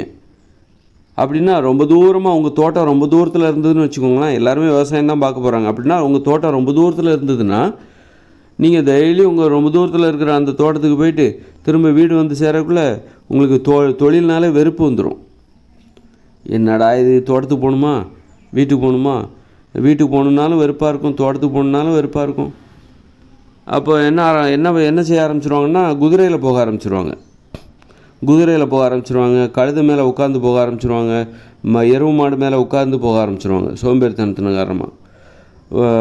அப்போ என்ன ஆகும்னா குதிரை மேலே உட்காந்துக்கிட்டு இயற்கையோடு இணைஞ்ச மனுஷன் 2040 அப்புறம் மோட்டார் வாகனங்கள் இருக்காது, தொழிற்சாலை இருக்காது, மின்சாரம் இருக்காது. அதனால் வந்து நம்ம வாகனங்களில் போக மாட்டாங்க, சைக்கிளெல்லாம் போக முடியாது, சைக்கிளெலாம் யாரும் உற்பத்தி பண்ண மாட்டாங்க. அப்படி இருக்கும்போது மக்கள் என்ன பண்ணுவாங்க, ரொம்ப தூரத்தில் உங்கள் தோட்டம் ரொம்ப தூரத்தில் எல்லாருமே விவசாயம் தான் பார்க்க போகிறாங்க. 2040 அப்புறம் இயற்கையோடு இணைந்த மனித வாழ்க்கையில் இந்த உலகத்தில் இருக்கிற 800 கோடி பேருக்கு மேலான மக்கள் வந்து இந்த 2040 கண்டிப்பாக 1000 கோடி ஆகிடும் இந்த உலகத்தில் மக்கள் தொகை. அப்படி இருக்கும்போது 1000 கோடி பேர் என்ன பண்ணுவாங்க, எல்லாருமே விவசாயம் தான் பார்க்க போகிறாங்க. அப்போ வந்து ஒருத்தருடைய தோட்டம் ரொம்ப தூரத்தில் இருந்ததுன்னா என்ன பண்ணுவாங்கன்னா குதிரையில் போக ஆரம்பிச்சிருவாங்க. குதிரையில் போனால் என்ன ஆகும்னா, குதிரை வந்து எப்போதும் ஒரே மாதிரி இருக்காது, அது உதைக்கும். அது அதாவது பின்னங்காலால் உதைச்சிதுன்னா என்ன ஆகும், படுற இடத்துல எலும்பு நொறுங்கிடும், சாவு வந்துடும். அது உதைக்கிற உதையில் நீங்கள் செத்தே போயிடுவீங்க. வயசானவங்களெல்லாம் உதைச்சிதுன்னா அந்த அதிர்ச்சியிலே அவங்க செத்து போயிடுவாங்க. அதனால தான் ஆபத்து வந்துடும். அப்போ வேலை செய்கிற இடம் ரொம்ப தூரமாக இருந்ததுன்னா மனித வாழ்க்கை ஆபத்தாக எப்படி மாறுது பாருங்கள். ஏன்னா வேலை செய்கிற இடம் ரொம்ப தூரமாக இருந்ததுன்னா மனுஷங்க என்ன பண்ணுவாங்க, இந்த மாதிரி வாகனங்கள் இந்த மாதிரி குதிரையில் வந்து தோட்டத்துக்கு போயிட்டு தோட்டத்துக்கு வருவாங்க. அல்லது என்ன பண்ணுவாங்கன்னா தோட்டத்துலேயே வீடை வச்சுப்பாங்க. தோட்டத்துக்குள்ளேயே வீடை வைக்கும்போது என்ன ஆகும், ஒவ்வொருத்தரும் அவங்கவுங்க தோட்டத்துக்குள்ளேயே வீடை வச்சுக்கிட்டாங்கன்னா அப்போது இந்த குடியிருப்புகளுக்கு இடையில் இடைவெளி வந்துடும். மனுஷங்களுக்கு இடையில் நட்பு ஏற்படாது, உறவுமுறை ஏற்படாது.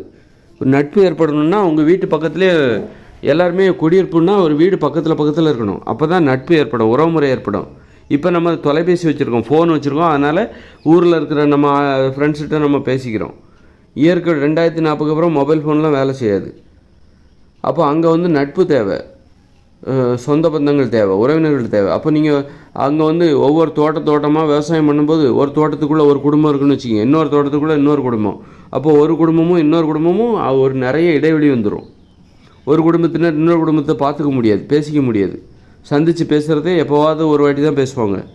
காரணம் என்னென்னா ஒரு குடும்பமும் இன்னொரு குடும்பமும் தள்ளி இருக்குது. காரணம் என்னென்னா ஒரு குடும்பம் என்பது ஒரு தோட்டத்துக்குள்ளே இருக்குது. எல்லோரும் விவசாயம் தான் பார்க்க போகிறாங்க, எல்லோரும் தோட்டம் வச்சுருப்பாங்க. அப்போது ஒரு குடும்பம் என்ன பண்ணுது, அந்த குடும்பம் ஒரு கூட்டு குடும்பம் அல்லது ஒரு குடும்பங்கிறது ஒரு தோட்டத்துக்குள்ளே இருக்கும். ஒவ்வொரு தோட்டத்துக்குள்ளேயும் ஒரு குடும்பம் இருந்துச்சுன்னா ஒரு தோட்டமும் இன்னொரு தோட்டமும் நிறைய இடைவெளி இருக்கும். அப்போ நிறைய பேர் சந்தித்து பேசிக்க முடியாது,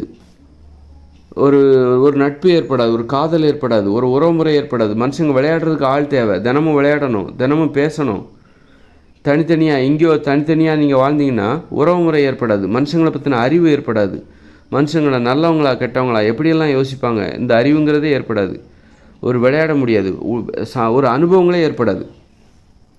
மனுஷங்க தனிமையில் மாட்டிப்பாங்க. அதனால் மனுஷ வாழ்க்கையே வந்து ஆபத்தாக மாறிடும். மனுஷன் வாழ்க்கையில் மகிழ்ச்சி இருக்காது, சுவாரஸ்யமாக இருக்காது.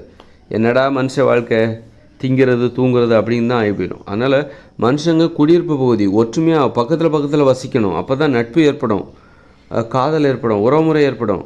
தினசரி விளையாட முடியும், பார்த்து நிறைய பேசிக்க முடியும், சிரிக்க முடியும். ஏன்னா அந்த மாதிரி. அதனால் மனுஷங்க வந்து குடியிருப்பு பகுதிகளில் தனியாக வசிக்கணும்.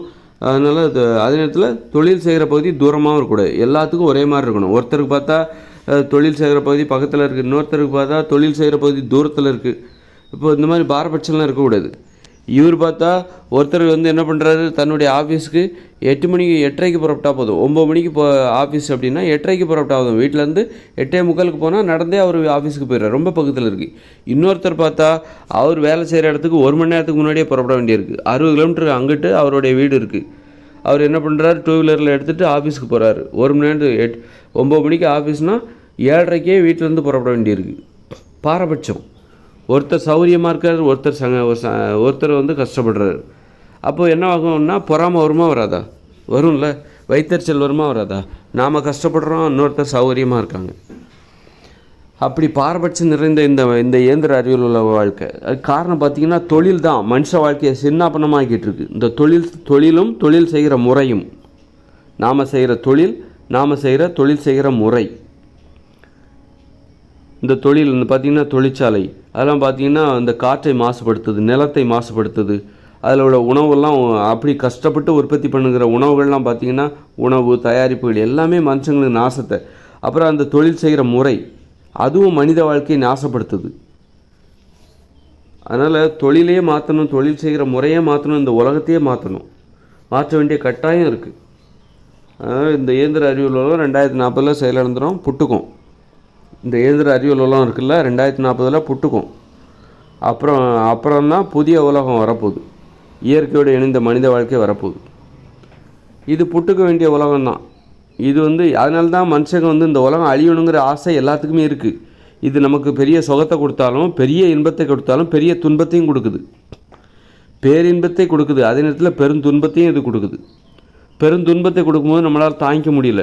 பெரிய இன்பம் கிடைக்கும்போது நமக்கு அதுக்கு அடிமையாயிடுறோம். இது என்ன பண்ணுதுன்னா, இந்த உலகம் என்ன பண்ணுதுன்னா நம்மளை கிள்ளி விடுது. அதே நேரத்தில் அதாவது மாட்டை எடுத்து நம்ம மாட்டுக்கு என்ன பண்ணுவோம், தார் கம்பை எடுத்து குத்துவோம். ஒரு ஆணியில் இருக்கும், ஆணி இருக்கும், அந்த கம்பு முனையில் ஆணி இருக்கும். ஆணியை வச்சு மாட்டை குத்தி அதே நேரத்தில் என்ன பண்ணுவார், அந்த மாட்டோட உரிமையாளர் என்ன பண்ணுவார், நல்லா வைக்கோல் போடுவார், புண்ணாக்கு வைப்பார், பருத்தி கொட்டை வைப்பார், நல்லா சாப்பாடு போடுவார். அதே நேரத்தில் தார் கம்பை எடுத்து குத்துவதும் செய்வார். அதே மாதிரி தான் இந்த உலகம் என்ன பண்ணுது, நமக்கு ரொம்ப சுகத்தை கொடுக்குது, பெரிய இன்பத்தை கொடுக்குது, அதே நேரத்தில் பெரிய துன்பத்தை கொடுக்குது. தாங்கி கொள்ள முடியாத துன்பத்தை கொடுக்கறது, அதே மாதிரி தாங்கி கொள்ள முடியாத இன்பத்தையும் கொடுக்குது. இன்பத்தை தாங்கிறதுக்கும் வலிமை வேணும். இங்கே கிடைக்கிற இன்பம் இருக்குது பாருங்கள், நம்மளால் தாங்கிக்கவே முடியல. அதே நேரத்தில் இங்கே கிடைக்கிற துன்பம் இருக்குது பாருங்கள், அதையும் தாங்கிக்க முடியல.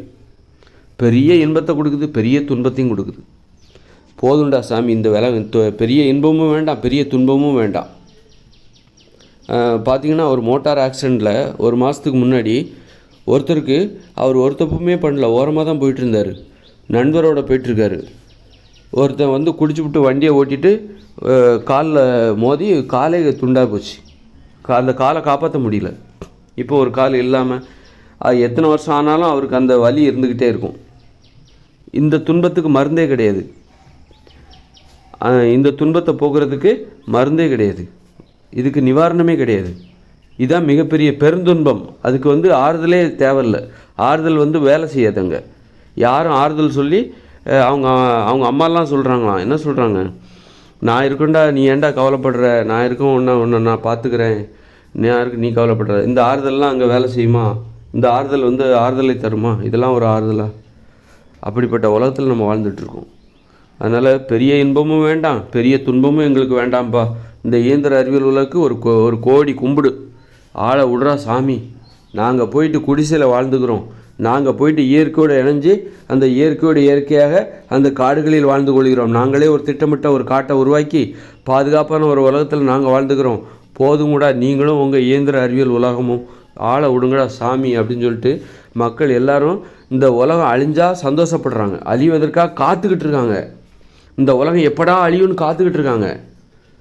அதைத்தான் பார்த்திங்கன்னா படங்கள்லாம் பார்த்திங்கன்னா திரைப்படங்களில் 2012 ஒரு படம் எடுத்தாங்க பாருங்கள். இந்த உலகம் சுனாமியால் அழியிறது, பூகம்பத்தால் அழியிறது, ஏதாவது ஒரு வகையில் இந்த உலகம் அழியாதா, போர்களால் அழிவதை காட்டுகிறாங்க, போரிட்டு அழிவதை காட்டுறாங்க. டைனோசர் இந்த உலகத்தை அழிக்கிற மாதிரி, நியூயார்க்கு அமெரிக்க நகரத்தை டைனோசர்லாம் இறங்கி அழிக்கிற மாதிரி, காட்ஸில்லா அழிக்கிற மாதிரி, ஏதாவது ஒரு வகையில் இந்த உலகம் அழிஞ்சிடாதான்னு எதிர்பார்க்குறாங்க. இந்த உலகம் அழியாதா, இந்த பாழா போன இந்த இயந்திர அறிவியல் உலகம் நாசமாக போகாதா அப்படின்னு சொல்லிட்டு எதிர்பார்க்குறாங்க. அப்போ தான் ஒருத்தர் வராரு. யார்? மனித நிலையில் முழுமையடைந்த அந்த நான் வர்றேன். நான் என்ன சொல்கிறேன், இந்த உலகம் அழிய போதுங்க அப்படிங்கிற அந்த நற்செய்தியை நான் உங்களுக்கு சொல்கிறேன். 2040 இந்த இயந்திர அறிவியல் உலகம் அழிய போதுங்க அப்படிங்கிற அந்த நற்செய்தியை நான் உங்களுக்கு சொல்கிறேன். சொல்கிறவனாக நான் இருக்கிறேன். ஆதாரபூர்வமாக உங்களுக்கு நான் சொல்லி கொண்டிருக்கிறேன். நான் அந்த கடமையை நான் தாமதமாக செய்து கொண்டிருக்கிறேன். ரொம்ப வருஷமாக என்னுடைய கடமை செய்யல. ஒரு மிகப்பெரிய புரட்சியை நான் இந்த உலகத்தில் ஏற்படுத்த தவறிவிட்டேன். இந்த உலகத்தின் பயணத்தை நான் மாற்றியிருக்க முடியும், வேறு வழியில் வழிநடத்தி சென்றிருக்க முடியும். கடமை தவறிவிட்டேன். அதாவது வழி மாறி போயிட்டேன். நானும் பாதிக்கப்பட்டேன். நிறைய பேரை போல் நானும் பாதிக்கப்பட்டு எனது கடமையை பெருசாக நினைக்காம பணத்தை சம்பாதிக்கிறதுக்காக பிழைக்கிறது தான் பெரிய வேலை அப்படின்னு நினைட்டு ஓடிட்டேன். அதனால் பெரிய ஒரு நிகழ்வு, இங்கே பெரிய புரட்சி நிகழாமல் போய்விட்டது. அதனால் ஒரு நற்செய்தி, இந்த உலகம் எப்படா அழியும், இந்த பாழாப்போன இயந்திர அறிவியல் உலகம் எப்படா அழியும் அப்படின்னு இந்த மக்கள் காத்திருக்கும்போது இது அழிய போகுதுங்க, கவலைப்படாதீங்க, ஒரு கொஞ்சம் காத்துருங்க, ஒரு 17 வருஷம் காத்துருங்க. 2040 இந்த நாசமாக போன இயந்திர அறிவியல் உலகம் நாசமாக போக போகுது. அதுக்குள்ளே நீங்கள் இன்னொரு உலகத்தை உருவாக்கிடுங்க. அதுக்குள்ளே இன்னொரு உலகம், அதற்கான வடிவமைப்பு என்கிட்ட இருக்குது, அதை வாங்கிக்கோங்க, அது உடனே வேலையை ஆரம்பிங்க அப்படின்னு சொல்லுகிற ஒருவனாக நான் இருக்கிறேன். அதுதான் யார்? மனித நிலையில் முழுமையடைந்த அந்த முதல் மனிதன், ஒரு அதிசயத்தின் உச்சம். 800 கோடியில் தனி ஒருவன் அப்படிங்கிற மாதிரி ஒரு அதாவது ஒட்டுமொத்த மனித இனம் லட்சக்கணக்கான வருஷமாக ஒரு பரிணாம வளர்ச்சி, அந்த வளர்ச்சியின் ஒரு முயற்சியின் வெற்றி, அந்த முயற்சி வெற்றி அடையும் போது அந்த ஒரு மனிதனாக நான் இருக்கிறேன். எவ்வளோ பெரிய ஒரு அதிசயத்தை, இந்த அதிசயத்தை உணரவே முடியாது, அந்த அளவுக்கு உச்சம் அது எனக்கே ஆனால் நான் இயல்பாக தான் இருக்கேன். அந்த அளவுக்கு நான் இயல்பாக தான் இருக்கேன். இயல்பாக இருந்து நான் எனது நிலையை நான் உணர்கிறேன். நான் யார் அப்படிங்கும்போது பிரமிச்சு போகிறேன். அதே நேரத்தில் இயல்பாக தான் இருக்கேன். பாருங்கள், ஒரு பரிணாம வளர்ச்சி, லட்சக்கணக்கான வருஷங்களாக இந்த ஒரு லட்சம் 2 லட்சம் வருஷமாக இந்த மனித இனம் மனுஷங்களாக மாறணும்னு சொல்லிட்டு குரங்குலேருந்து காடுகளில் மனம் எனும் நோய் ஏற்பட்டதால் பயணித்து அந்த நிலை முழுமையடையுது பாருங்கள். மனித உயிர்களாக மாற வேண்டும், அந்த மொழியை கண்டுபிடிக்கணும், குடும்பங்கிற அமைப்பை கண்டுபிடிக்கணும், சமூகங்கிற அமைப்பை கண்டுபிடிக்கணும், ஒழுக்கம், கட்டுப்பாடு, குடும்பம், அப்பா அம்மா உறவுமுறைகளை கண்டுபிடிக்கணும், வார்த்தைகளை கண்டுபிடிக்கணும், இப்படியெல்லாம் வாழ்க்கை முறையை கண்டுபிடிக்கணும், நிறைய பரிசோதனைகள் பண்ணணும். அன்பு தான் முக்கியம், பாசம்தான் முக்கியம், போரிடக்கூடாது, சண்டை போடக்கூடாது, நோய்களை தருகிற உணவுகள் எதெல்லாம் நோய்களை வர வைக்கும், எதெல்லாம் மகிழ்ச்சியை தராது, இப்படி நிறைய பரிசோதனைகள் பண்ணி நம்ம ஒரு கடைசியில் தான் மனுஷங்களாக நம்ம மாறுறோம், மனுஷங்களாக முழுமையடைகிறோம். இப்போ தான் அது முழுமையடையுது. என்றைக்கோ நம்ம மனுஷங்களாக ஆகிட்டோம்னு நினைக்கிறாங்க, அதுக்கு தவறு. இப்போ தான் அந்த முயற்சி இப்போ தான் முழுமையடையுது. அந்த முழுமையடைதல் அப்படிங்கிற அந்த புள்ளி, அந்த வெற்றியின் முயற்சியின் அந்த முடிவாக நான் இருக்கிறேன். பாருங்கள் எவ்வளோ பெரிய சிறப்பு பாருங்கள். இதை விட இந்த சிறப்பு இந்த உலகத்தில் யாருக்குமே கிடச்சிருக்காது. எப்படி எனக்கே ஆச்சரியமாக இருக்குது. எனக்கு நினச்சா பிரமிச்சு போகிறேன், பிரமிச்சு போயிட்டே இருக்கேன். ஆனால் நான் சாதாரணமாக தான் இருக்கிறேன், இயல்பாக தான் இருக்கேன். வேலைக்கு கிளம்பணும், டைம் ஆச்சு, காலையில் இருந்து வீடியோ போட்டுட்ருக்கேன், வேலைக்கு கிளம்பணும். இயல்பாக தான் இருக்கேன், எல்லோரும் மாதிரி தான் வாழ்ந்துட்டுருக்கேன். அந்த மாதிரி எவ்வளோ பெரிய பிரமிப்போட உச்சம்னு தான் சொல்லணும். நான் என்னடா இப்படி தன்னைத்தானே புகழ்ந்துக்கிறேன்னு நினைக்காதீங்க. ஒரு தலைவன் அப்படி தான் பேசணும். ஏன்னா எல்லாத்தையும் ஒருங்கிணைச்சி ஒரு கருத்தை நான் மக்களுக்கு கொண்டு செல்லணும், ஒரு கருத்தை சொல்லணும். அப்போ இந்த உலகத்தின் ஒட்டுமொத்த மக்கள் தொகைக்கும் ஒரு 800 கோடி பேர் இருக்கானா, அவங்க எல்லாத்துக்கும் ஒரு தலைவனாக நான் இருக்கிறேன். இந்த உலகின் தலைவன் யார்? நான் தான். அப்படிங்கிறனால இந்த விஷயத்தை நான் சொல்லி இப்போ தலைவனாக அந்த பொறுப்பு என்கிட்ட இருக்குது. அது ஒரு பொறுப்பு, இயற்கையாகவே அந்த பொறுப்பை எனக்கு கொடுக்க முடியும்.